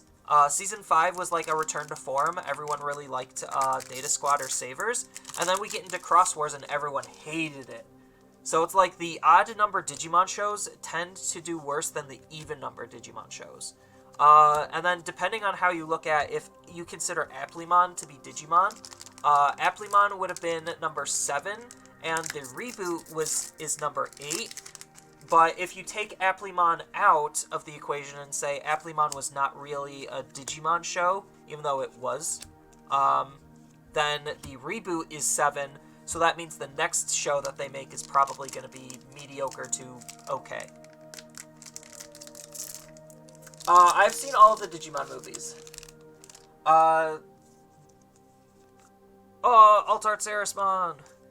I've seen all of the Digimon movies. The first one is still my favorite. Like, the first Digimon movie just holds a very special place in my heart. Just because it was like, I saw it in theaters, and it was going off of the high on the first 2 seasons, and it was like, both of the stories that they were telling were very good stories. Like, I really liked them a lot. See, I feel like we've seen this combination before also. So I am not crazy that there is some clumping. I just stopped tracking it outside of Grand Cross Freezer and XVmon. The Kizuno movie made me cry, just because of how attached I was to Digimon, and like the music in that movie was really good. The story that they were telling was really good. Like, Digimon just has a better quality in terms of, like, the stories that they're trying to tell over Pokemon. Like, you look at how Pokemon's storytelling is compared to Digimon's, and you'll be like, man, these are different. Like, Pokemon is just trying to be, like, not really a rom-com,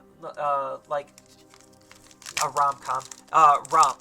Like, it's just, Pokemon's just trying to be this, like, campy feels-good, like, slice-of-life kind of a show. Where Digimon's actually trying to say something and actually, like, have a message and meaning behind everything that it's doing. And that's kind of, like, what gravitated me towards Digimon way more than Pokemon, is because, like, Digimon's actually trying to say something. It's trying to tell a good story. Even though, like, half the time their stories are repetitive, because it's like, oh, yeah, you look at, Season 1, well, like, just the formula of how Digimon stories are told is very samey, so it makes a lot of the stories feel very samey. But, like, they're still good stories. Like, Digimon is about, like, growing up and growing past things.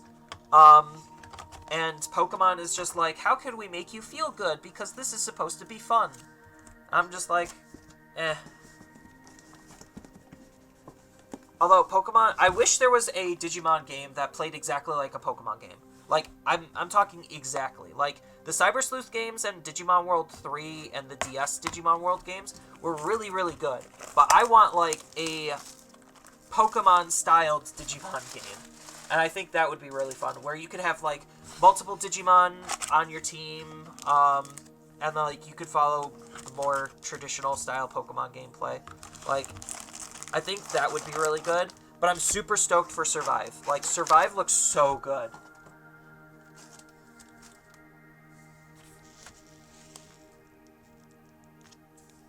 Yeah, so, like, Digimon is actually trying to grow with its audience, Pokemon is not. So, Pokemon, Nintendo views everything as a toy. And they're just like, oh, how could we make this fun? So, like, literally, they pretend, like, the audience is, like, 5 years old, and this is their first game ever. And, like, the only noticeable improvements to, like, Pokemon in terms of, like, an IP, outside of the fact that it actually refuses to grow, is the quality of life improvements that they have in their games. Like, their show, Ash is still 10 years old. It's been how many seasons and Ash is still 10? That's disgusting to think about. There's the alt art. Got that out of the way early.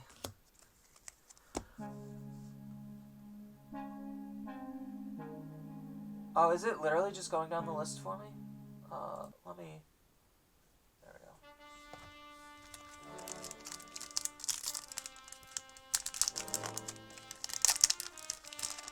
So, like, Digimon is actually trying to, like, grow with its audience, and Pokemon is refusing to basically change. And, like, I feel like that's, like, the big disconnect, but I feel like Pokemon has just more nostalgia and hype around it, just because of how large the IP is. Like, if Digimon was as large as Pokemon, I would, 1, love it, and 2, I think we would see a lot more interesting things coming out of Digimon if it was as big as Pokemon. But, like, half of the things that I think about Digimon, like, maybe come from the fact that it's not Pokemon, and it's doing its own thing. And I don't know if it was as large as Pokemon, it would have changed that or not. Yeah, I wish Dusk and Dawn got, like, a remake. That would have been really sick. A Digimon World 3, like, remake would have been nice. I love World 3. I just was really confused with World 3 as a kid. Like, I really need to go back and play it. Because World 3 was, like, one of my first, bigger RPGs, and I just did not understand how that game worked. So, maybe my, my big adult brain can at least put 2 and 2 a little bit more together. Because, like, I understood that, like, there was evolution and all that. I just didn't understand how to do it, or, like, how to recruit more Digimon, or if I was literally stuck with the same 3. Because I was in the mindset that this was basically, like, a Pokemon-type game. And that was kind of, like, disingenuous of me as a kid. But, like, as a kid, I didn't know any better.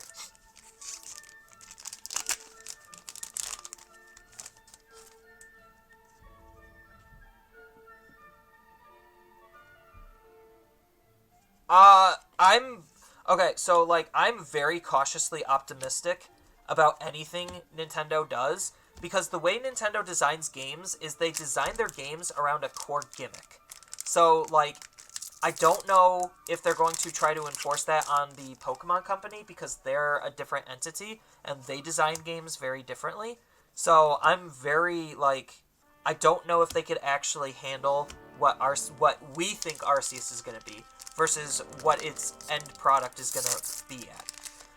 Like, I'm curious to see if they could actually make it work, but it's not going to be the product everyone thinks. It just is not.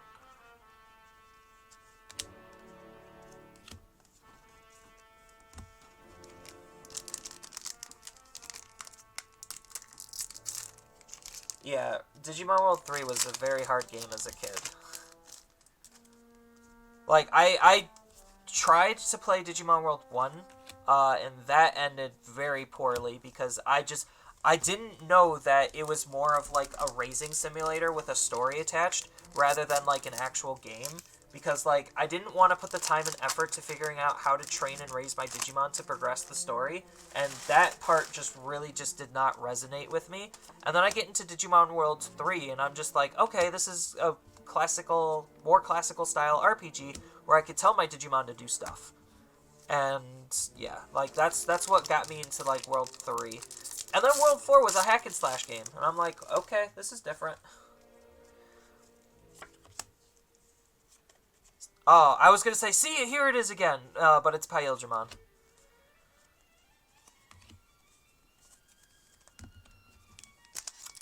Like, I like the fact that Digimon likes to experiment and play with different genres and do different things. Like, my favorite Pokemon games are actually the offshoots.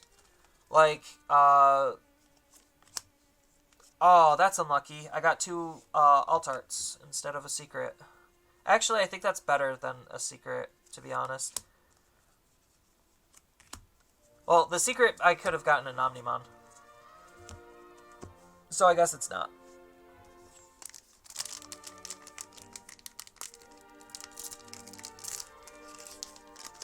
So far I opened up 8 boxes and got 2 Omnimons. So like my pulls have been pretty diverse.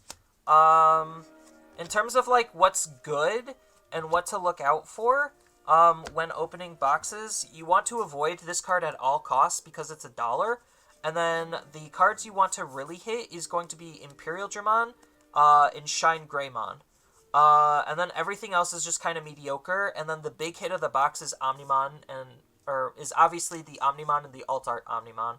The secret rare, this is probably the worst secret rare, and if you could avoid this, then it's pretty good. Sarismon's pretty okay, Ragnarlordmon's pretty okay, Blitz is pretty okay. Like I said, Shine is probably the best SR you could pull. And then in terms of secrets, like it's just between green dragon mode, Omnimon, and black. So like if you could just not hit black, you're okay. But I think like people are realizing that the green Imperial Dramon dragon mode is just bad. Like it's a good card. It's just not seeing any play anywhere. Just because like the synergies and support it's working with is completely different than the blue one. And people like the blue end because it has some really good consistency tools because it's blue. But so far, my pulls have been pretty okay. I'm super hyped for Survive. Like, I love the Final Fantasy Tactics types games. Like, I love them. So, the fact that they said Survive is basically like a graphic novel, or not graphic novel, a visual novel, mixed with Final Fantasy Tactics type gameplay, I was hooked. I was like, yep, give me that right now. I just hope that game actually comes out and does well. That's my only hope, because that game right now looks like it's in development hell, and has been delayed twice already, if not 3 times.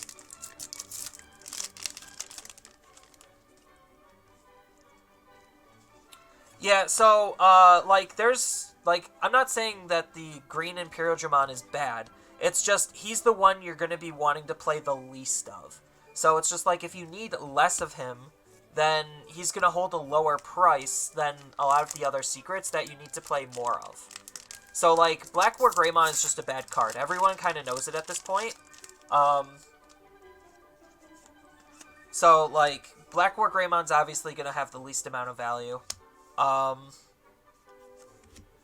then Imperial Dramon, the green one, will have a decent value just because people still want to play it. It's still a good card. It's just not as good as the blue one. And anyone who tells me anything other than that, they need to, like, actually prove why the green one is better than the blue one. Like, I already don't like the green low end that people are choosing to run in Imperial Dramon.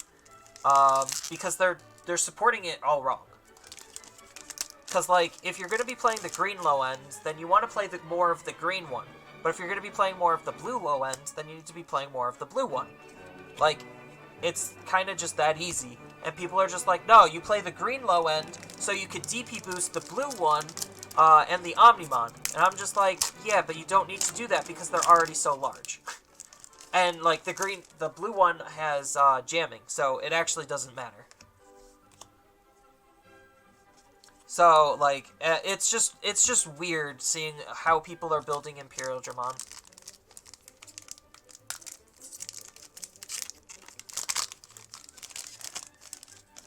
Yeah, it's like, a lot of the people that are playing the green low end, they're running DP boost cards. And it's just like, guys, the DP boost only works on your turn, and on top of the DP boost only working on your turn, your Digimon's already going to have jamming. So what is the actual point on DP boosting it? Like, and they're playing Kokuamon for Security Attack Plus. And I'm just like, what is Security Attack? Like, I get it, but it's a bad card to Security Attack Plus with. Like, Evo for 1 on a rookie body is just actually bad. It actually hurts. And it actually can lose you games just because it's a huge anti-tempo. Like, if you're actively putting yourself off tempo for a little bit of more power, like, that's not even directly supported, then it's just, it makes it feel very awkward. I could put you on bottom. You were pretty mediocre. Another Greymon. Nice. 2 hours in, and we have three boxes left to open. Not bad. Pretty decent on time.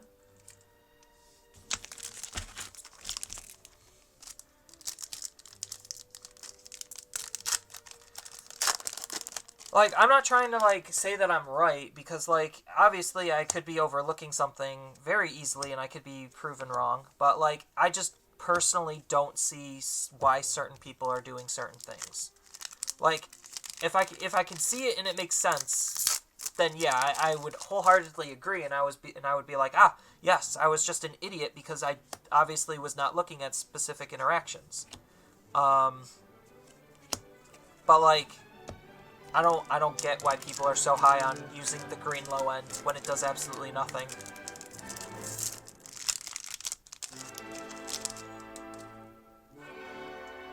Oh, here's the grand finale. Oh, nope. Alright. Next song. Boop. I'm on top of my song game. A lot of classical music is really long. I noticed that. Oh, here's something shiny. What's it gonna be? Oh, well, it's okay. I would have preferred an Alt-Art Omni, but can't win them all, right? Oops. There we go.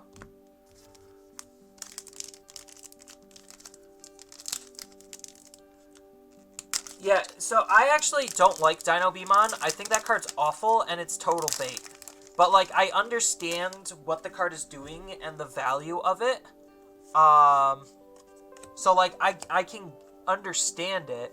It's just, I personally don't agree with it. It's like, I actively, when I first was looking into BTO3 meta, like, before we even got the English announcement, I cut that card. I cut all of the green cards, and I thought the green side was just so bad. Just because, like, the card didn't really do anything for the deck. It's like, yeah, you play it just to make, the evolution cost less on Imperial Jamon. But I was just like, is that actually really worth it? Like, literally, the card isn't doing anything else. But, like, it's good for Imperial Jamon still. Like, you still have to run it just because the synergy is decent. But that just goes to show, like, my early brain and how much I've learned about the card game and what it's actually trying to do. But, because a lot of my early stuff, like, a lot of my early thoughts, like, before the English announcement, because I was, like, passively, oh, is that what I think it is? No, it's not. Ragnarlord. A lot of, like, my early thoughts about the game was just really skewed towards what I was currently playing. I'm just like, oh, this is just really bad. Why would you ever do this? And then, like, the more and more I looked and the more I played, I slowly understood things a little bit better. So, like, sometimes you do actually just have to build and play to, like, understand things better. And Imperial Jamon definitely was one of those decks. But I think, like, right now, what Imperial Jamon seems to be leaning more towards is basically just Rookie Rush 2.0, where it's just like, yeah, you're basically playing this Rookie Rush style of deck that just so happens to Evo into Imperial Jamon. Like, the gameplay patterns are very, very similar. Because I've even seen some, like, Rookie Rush people tech in Dinobimon just as another way to evolve. I was just like, I never thought about doing that. And then they were just like, yeah, you do it just because you can, and then the piercing helps beat over blockers. So that way if they block, it's pretty bad. And then you just don't digivolve into anything else. I'm just like, oh, I kind of understand that. Do I personally agree with it for my Rookie Rush build? No. Just because I need to actually try to digivolve up into him in order to make that card worth playing. Because that card costs 8 to hard play. See, I feel like we've seen this combination a couple of times before. So, clumping is still real. It's just not as bad.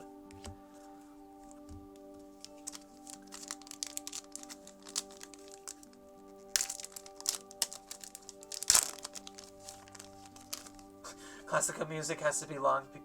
Yeah, I guess.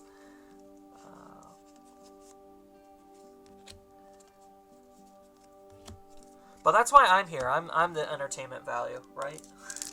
At least I try to be. I hope I am.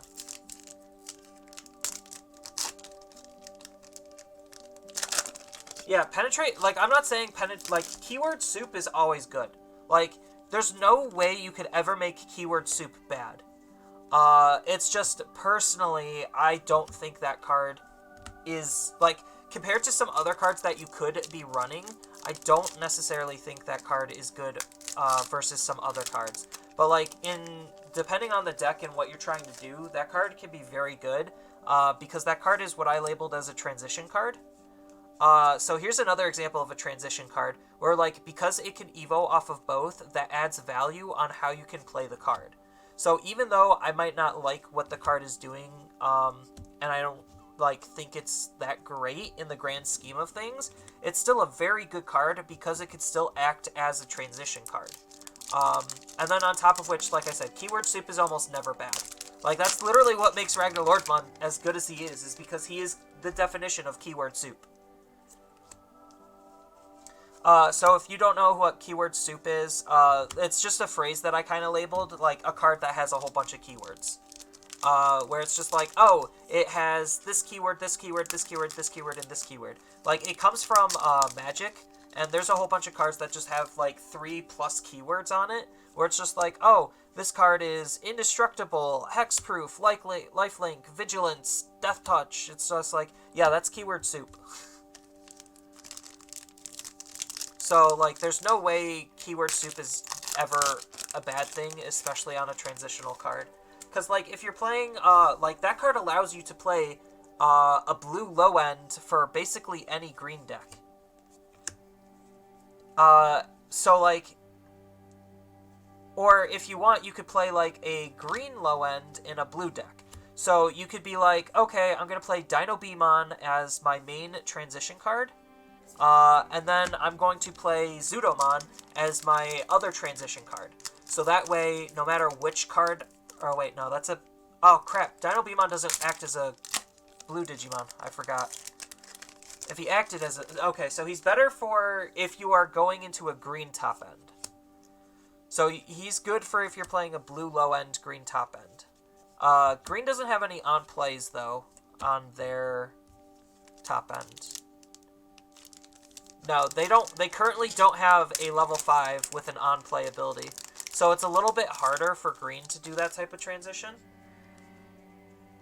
But Paildramon, so if you wanted to run like a blue top end and a green low end, you would use something like Paildramon.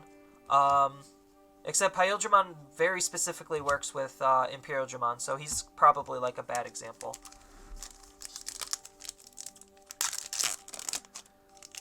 But in Rookie Rush, I don't see the value because we're not trying to Digivolve that often. Because in Rookie Rush, you're better off just playing more rookies or champions for easier value. How many cards did we hit already? 1, 2, 3, 5, 6, 7, 8. So one of these last 3 packs has the foil. And we already lost the chance that it's going to be an Omnimon. Hey, Craniumon, Alt Art. That's the first one I seen.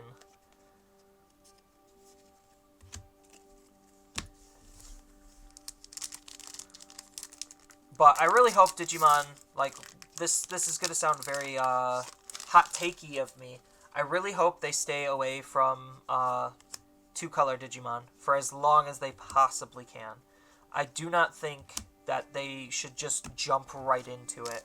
Like, I think Shikuamon and Sylphimon are very smart ways of tackling it, but I don't want to see it that often, to where people will start, like, running, like, these, like, I want to see it because it can create some really insane decks, but, like, the more insane things get, the easier it is to break. So I want them to treat that type of a card very, very sparingly, and I don't want them to just do like a Dragon Ball thing where they just literally have a set of nothing but that. I think that's going to be very dangerous.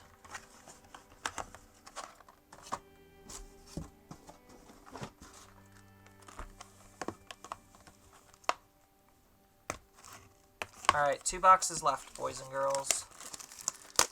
People in the chat. There we go. Gotta be politically correct here.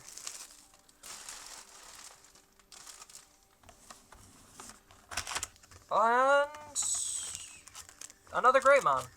That's what? Greymon number 4 or 5? So the fact that I have not seen Ankylamon and I have 1 box left means for sure these are not seeded. So the box toppers are 100% random. And I always have a really bad, I seem to have really bad luck when it comes to those.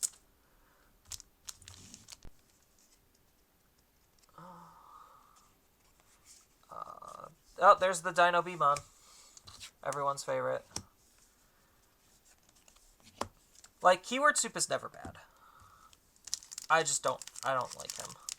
It might just because I don't like the Digimon. Like, out of all of the Stingmon stuff, he's the one I like the least.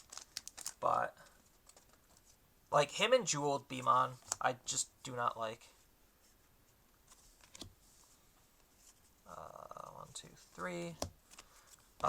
New music.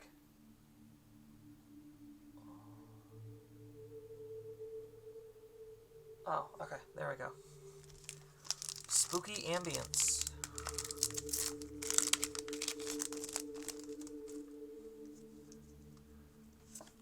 And Mastimon. Nice.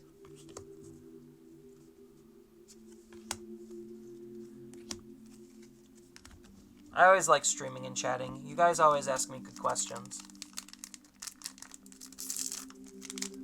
The gray packs? So the gray packs are all promo packs. So I have 12 memorial packs and 24 dash packs. And then these are the box topper packs. So I have a whole bunch of box toppers and box topper packs. So these are just like 1 to 2 cards. Like 1 to 2 card packs.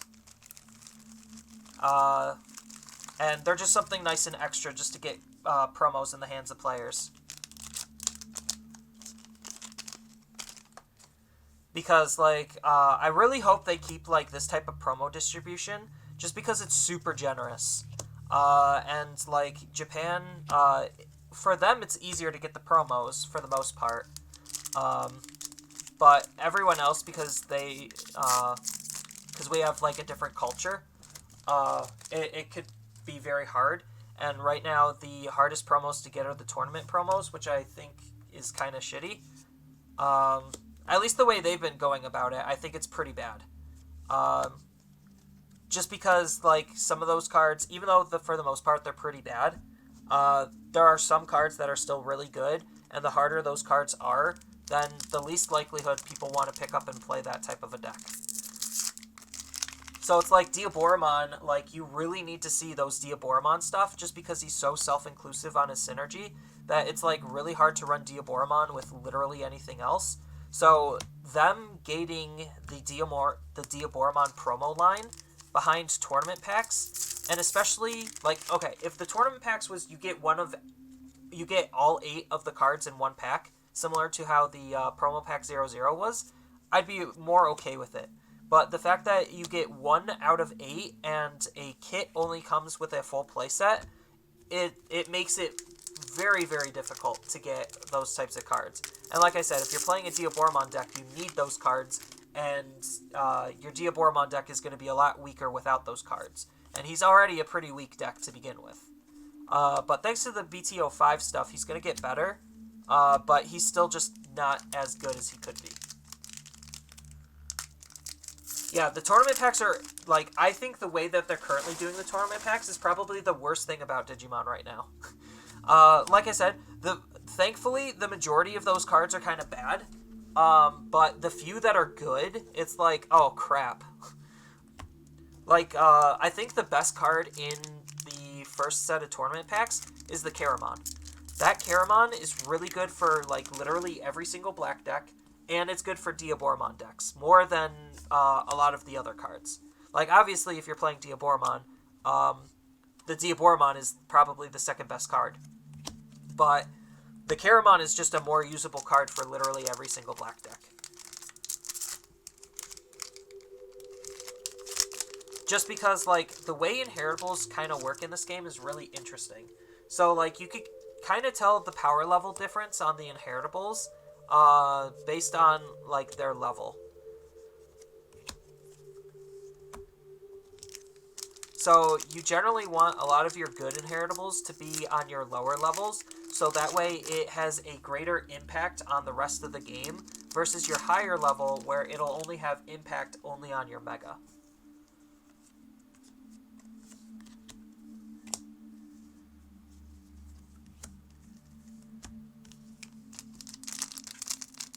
So Caramon making it harder for your opponent to get rid of all of your Digimon leading up to your Mega makes it a really good card. Oh, I was going to be like, oh, is there a Grand Cross Freeze?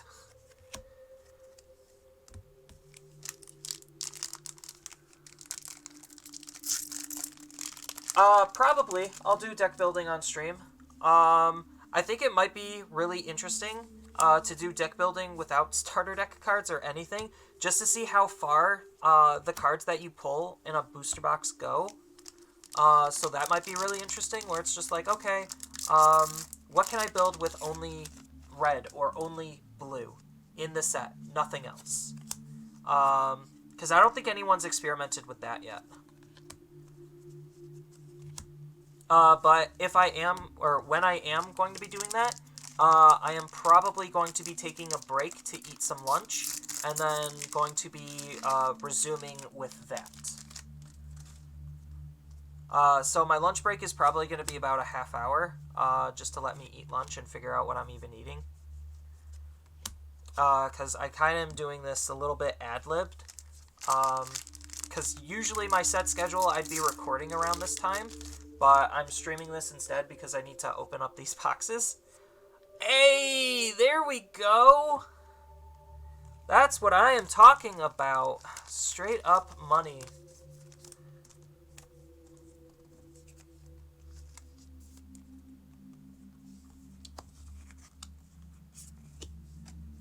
Boom. Actually, is this even, like, it's money, but it's, like, it's not as much money as it could have been.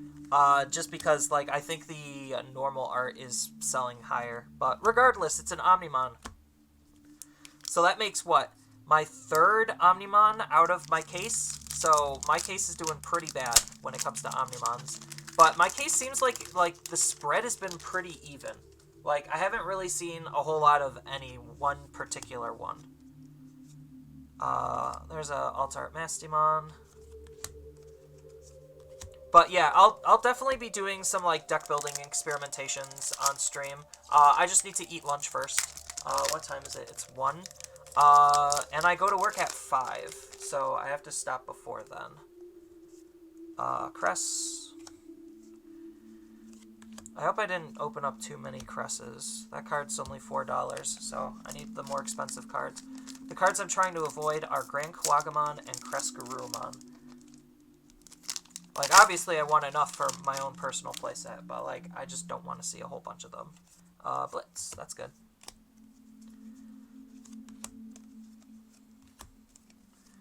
And I'm not going to do any draft experiments, just because I don't think I could, like, I don't, like, with a set without blockers is definitely really interesting, because, like, I also have to take a look at, like, in order to see if this is a good set to draft, I need to look at the ratios and distributions of how everything is.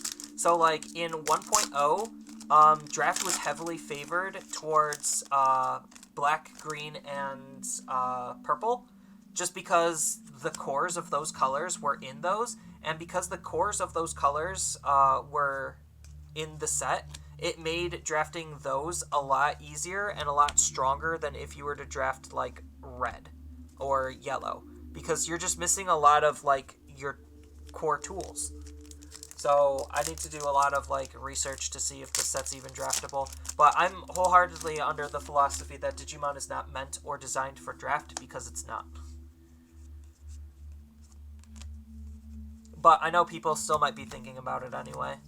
I actually think maybe people forgot about draft right now, just because of the craziness of everything.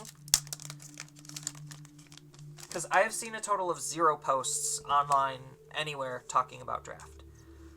Have I seen literally a Shine Greymon in almost every single booster box? That's really good for me. I think there's like maybe 1 or 2 boxes that I didn't see a Shine. But I want to see Shine as much as possible. 1, 2, 3, 4, 5, 6, 7, 8, 9 with the Alter S.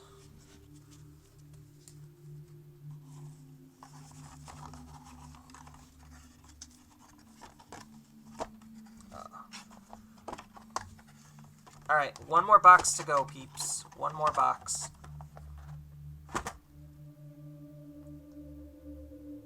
Oh, this song's almost over. Alright, we'll just change it up and then this should be good for a bit. Last box. Let's see if we could get a 4th Omnimon in this box. A 4th Omnimon in here would be really sick. Because that means out of 12 boxes, I got 4 Omnimons. 1 Alter, or 1 Alt Art. Another Greymon. Okay, so with this out of the way as my last box, we could take a look at the promos. Because I still got to open up the promos, too. So, out of all of the boxes, let's see where my promo distribution went. So, I saw basically all green and red and black, with 1 Gatomon.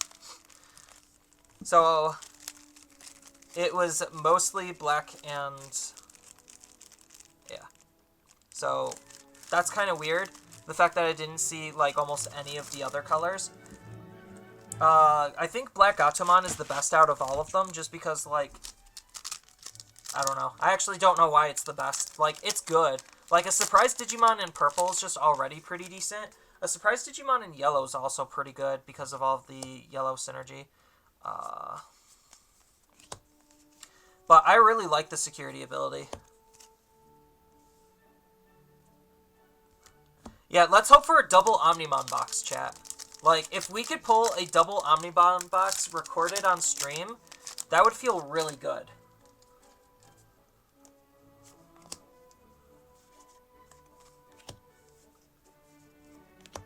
I think this song is pretty fitting for the situation, too. Alright, let's go. Double Omnimon. We could do it. Saris?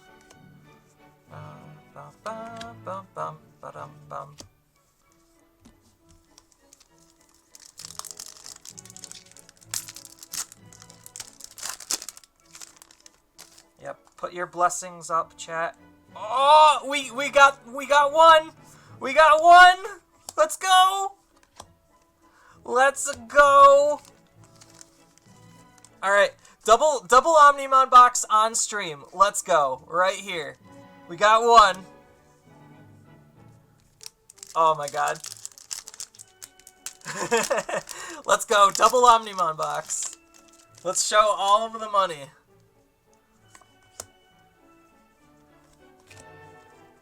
Oh my god, you have no idea how good that felt right now, chat. Like, last box, Omnimon Alt Art. Oh.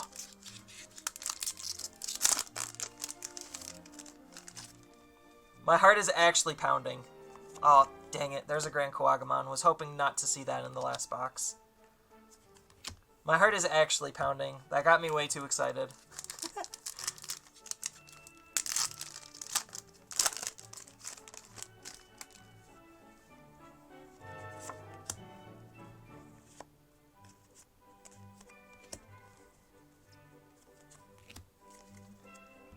Oh my gosh.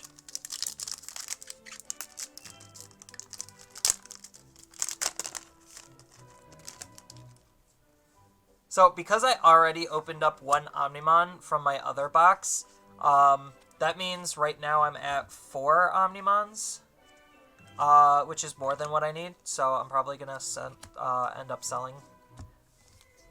Or maybe I'm forced to keep the Omnimons, just because I want to play a black deck, and, like, Omnimon is good also in black, so maybe I'm forced to keep them.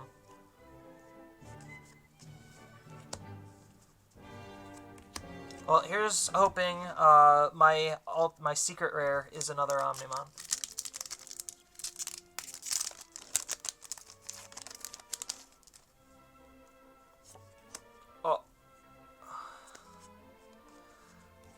I'm actually super excited to play Mega Gargamon. Like, I really like that deck. Like, green... Like, I'm normally not a control player. I'm an aggro player at heart. And, like, green has some of the most fun control tools to me, personally.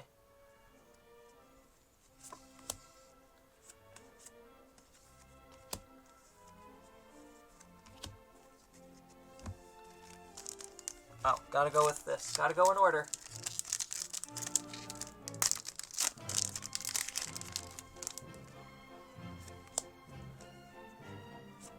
Oh, nothing.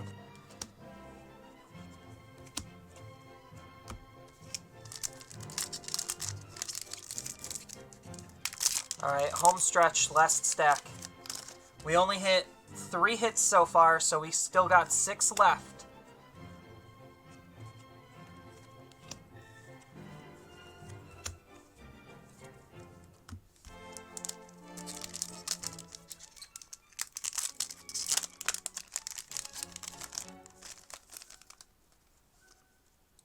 Yeah, so, like, the deck that I've been using for Mecha Gargamon is a little bit different than the one I uploaded, just because the one I uploaded is meant to be a budget deck. The one that I'm playing is basically just a Sarismon deck minus the Sarismon, which is basically just green minus the budget cards. So, like, I'm playing, like, 3 Flower Cannon because you still need to rest stuff down. And then, yeah, it's basically almost the same thing. So I guess that I lied. It is almost the exact same thing. But that deck is actually, like, low-key really good. Like, if you actually, like, soup that up to fit your needs and play that in an event, like, it's still a good deck. A lot of the budget decks, I think, are pretty, like, low-key sleeper good. That's one thing I really like about Digimon, is just the viability of rogue decks. Like, you could just make something random and do very, very well with it. Oh, why did I put that there? I've only been doing this for 2 hours, I swear. I can't even keep track of my piles.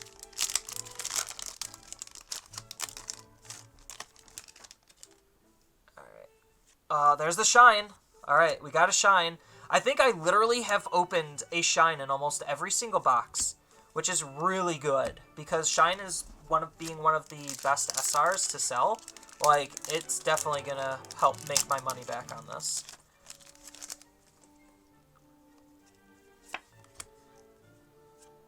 Because, like, as a seller, like, the one big thing that I probably don't advertise as a seller is I'm not actually trying to make a profit. I'm just trying to break even, so that way I can keep the rest of the cards that I opened up. Because I am also a player. Surprise! So, most of the time, I just want to, I'm looking to break even on the set, and if I end up selling extra, that's good. Well, 2 alt arts, the other one being Ragnar Lordmon's pretty okay. No double Omnimon, though, but hey, still an Omnimon.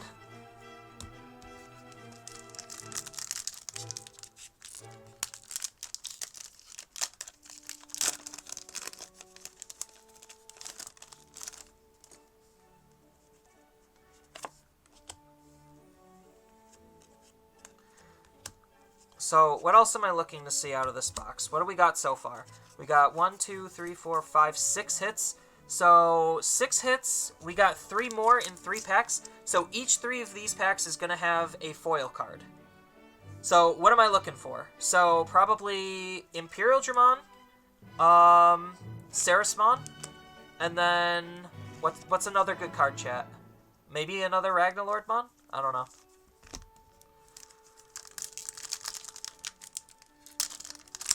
Oh, maybe All Force. Alright, take your bets. What do you think it's going to be? Cranium. Alright. Not exactly what I was looking for. Alright, bet number 2. Place your bets.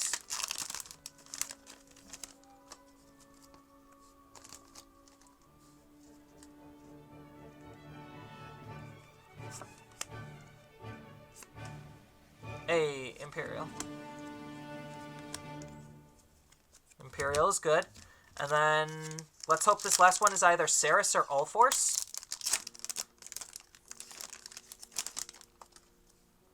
So, Ceres or Allforce? Oh, no, it's a Mastimon. Dang. Oh, well.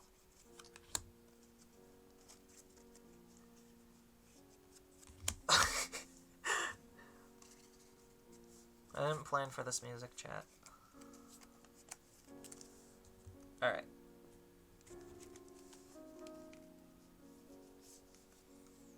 Oh, no, I have to keep that separate. So, let's put these away and then organize the SRs to kind of show the spread of the pulls.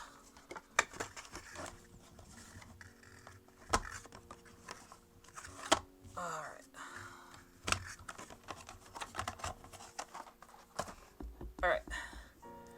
So, there is a total of 13 of them, so this is going to be real fun.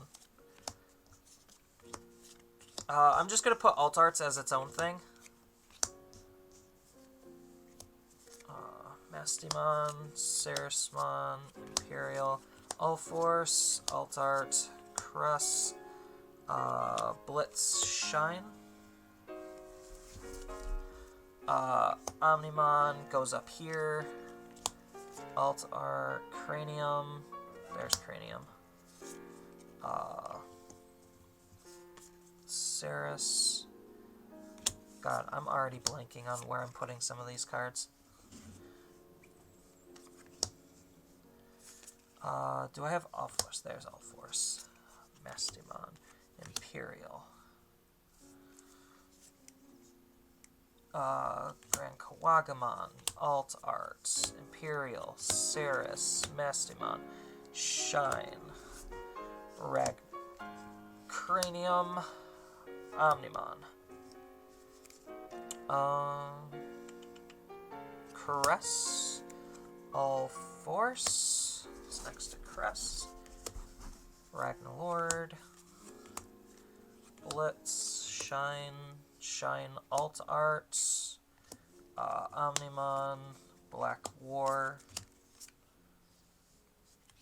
God, why is the art on this game so good, chat? Like, can somebody explain to me why the art is just, like, really good? Because they totally didn't have to make it as good as they did. They really didn't. But the fact that they did just makes me even happier that they did. Because, like, the art on these cards is just actually insane. It might just because Japanese art, like, already is just really good in general. But these cards look so good. The cardstock's not, like, terrible either. It's, like, I'm coming from Buddy Fight, and Buddy Fight's cardstock was immaculable. Like, it had good cardstock. Magic's cardstock is awful. I can't even call it cardstock anymore. It's just, it's one step up from a piece of paper. Grand Kawagamon. State. Oh, wait, was that an all art? No, yeah, that was an all art. Oops. I've seen more alt art Masties in my case, which is pretty, I wish I saw a better one. Like, it's funny, she's supposed to have waifu tax, and she doesn't have waifu tax. Can someone explain to me how waifu tax works? Because I thought for sure she would.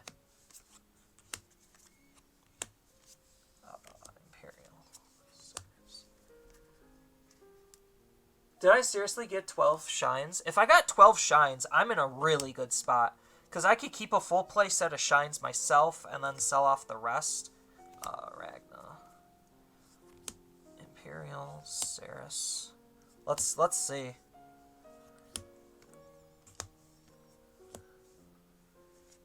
Cress. Allforce. Ragna. Cranium. Alts. Waifu. Alright.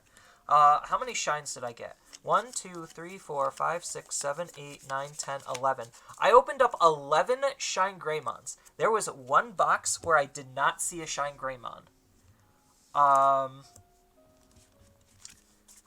And then 1, 2, 3, 4, 5, 6, 7, 8, 9, 10, 11. So 11 Mastimons. 1, 2, 3, 4, 5, 6, 7, 8, 9.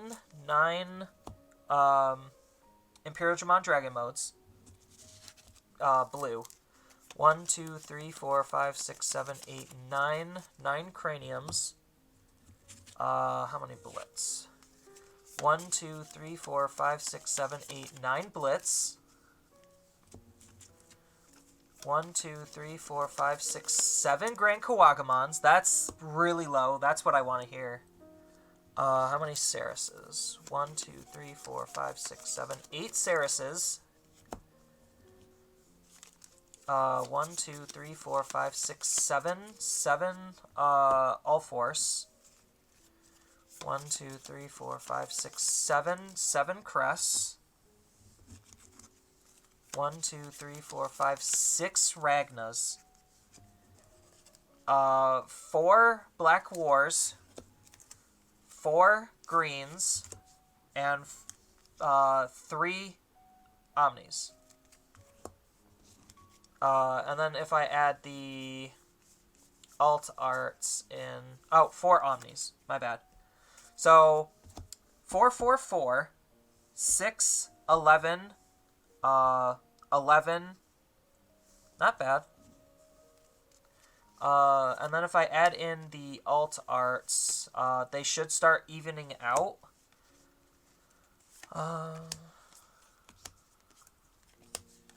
Except obviously I have a lot of Mastimons. So, Mastimon is probably the card I have the most of. I have a full playset of the Alt-Art Ragnalord. Alright. So, those are my SRs and secret pulls. All in all, not a super bad box. Yeah, so, just to recap, 4 Black Wars, 1 Alt-Art. 4 Omnimon Alter S, 2 Alt-Art. Then 4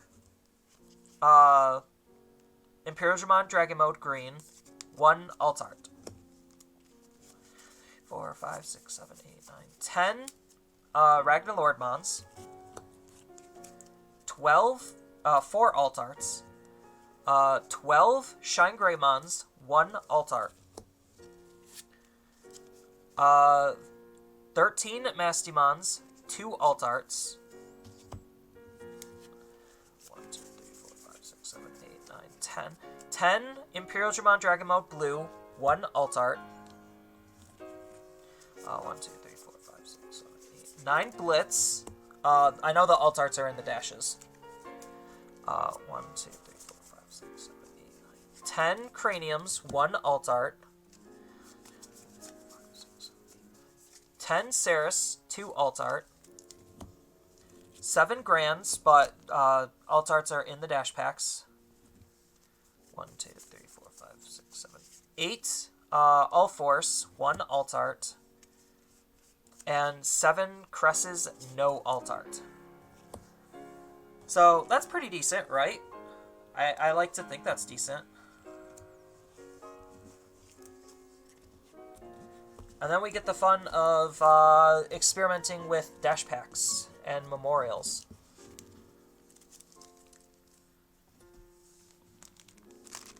Let's just leave you pretty on stream. Alright, dash packs. What are we hoping to get? I don't remember the value of the dash pack cards. So I think we're looking for Blitz. Is it literally just Blitz or Grand Kawagamon? Is that it? Grand Kawagamon. Is there seriously nothing else in this? Oh, there's the alt-art of these cards, too. I forgot. There's a Blitz. So we need more Blitzes than anything else. And I have no idea if their actual rarity is impacted on these or not. Brave Shield.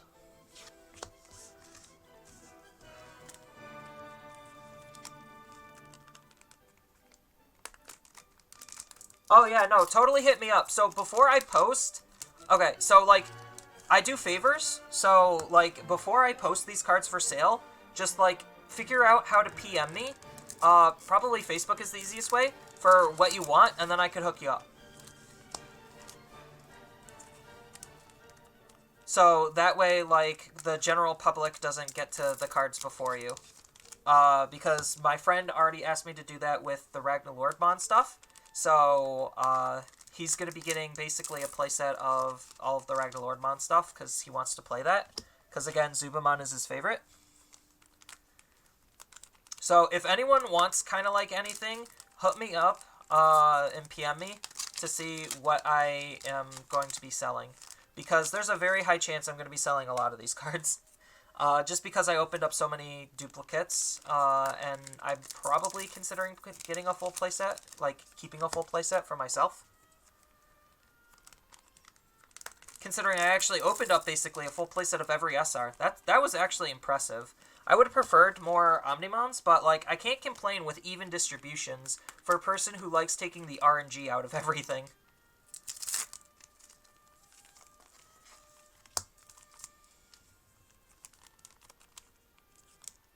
Yeah. DMing me on Discord is also another really good way of getting in contact with me. I hate these one-card packs. I kind of do. I feel like I'm gonna, like, ruin the card by opening them wrong.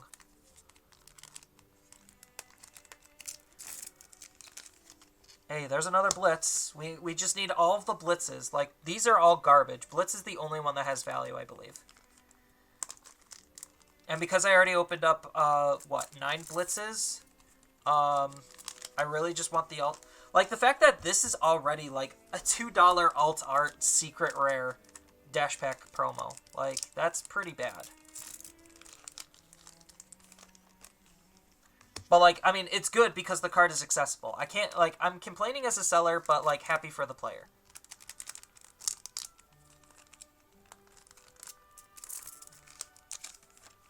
I'm just kind of, like, turboing through opening all these. I'm sorry, chat.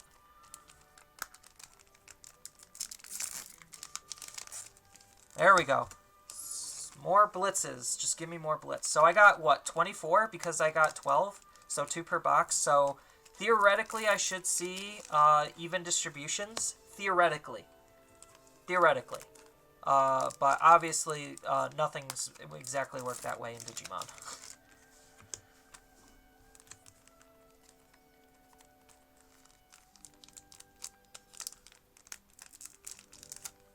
Oh, there's a Brave Shield. I'm absolutely ruining that pack.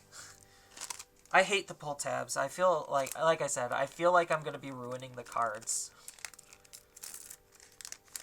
Hey, another blitz. So that makes 5 blitzes, so we should be really, we're in a good spot.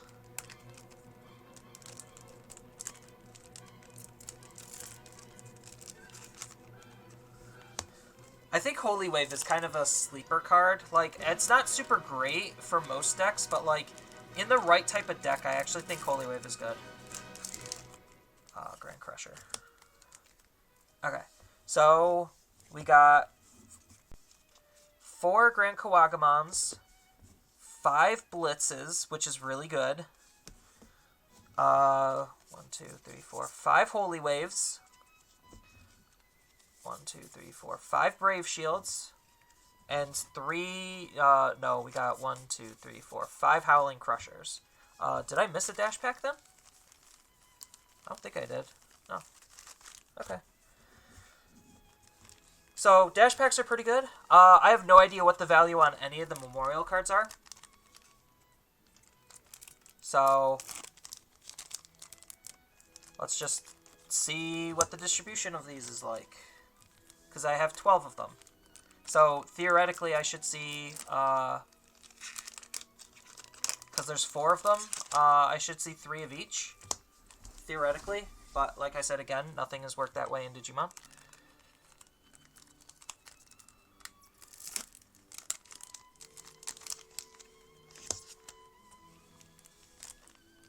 I remember seeing these for the first time. So, like, the one thing I hate about these memorial cards is the fact that this is what I thought the Digimon trading card game would be.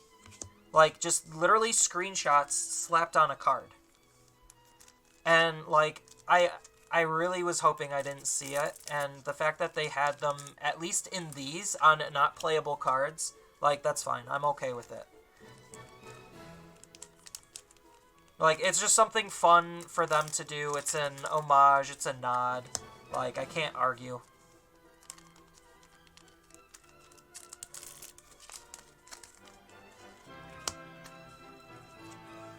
So far, it's pretty even, except for one less Patamon.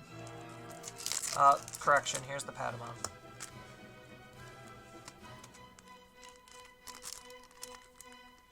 Oops, wrong end.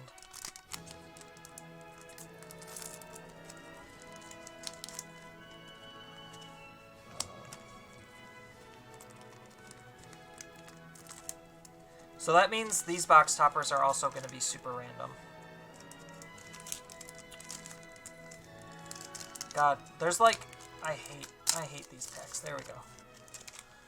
So far it is just one of each. So the next two should be one Patamon, one Agumon. And then I could wholeheartedly say with confidence that these are seeded. So that means you're guaranteed, in a case setting, one of each of them.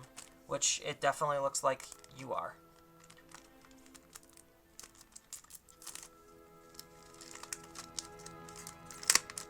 Yep. Seeded. Guaranteed one of each. Alright. I'm not even going to waste my time opening these up. Oh, there was another Greymon. He snuck out on me. So, 4 Greymons. Alright, let's take a crack at these. These should be random. So if the box toppers are random, these should be random. So...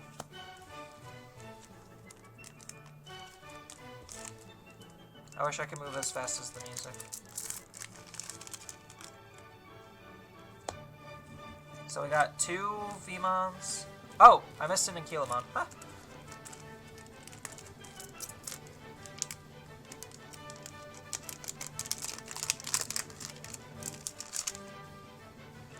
Garurumon? I think the Agumon one has the most value.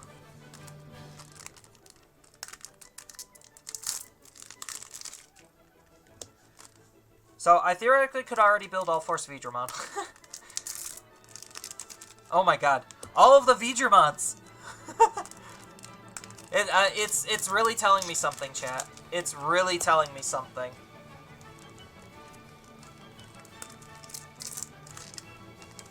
Oh, finally. There's an Agumon one.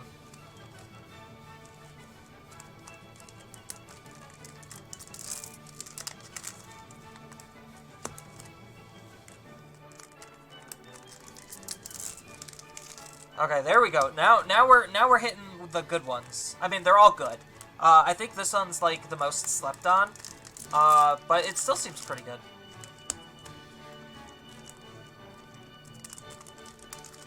All right, last pack.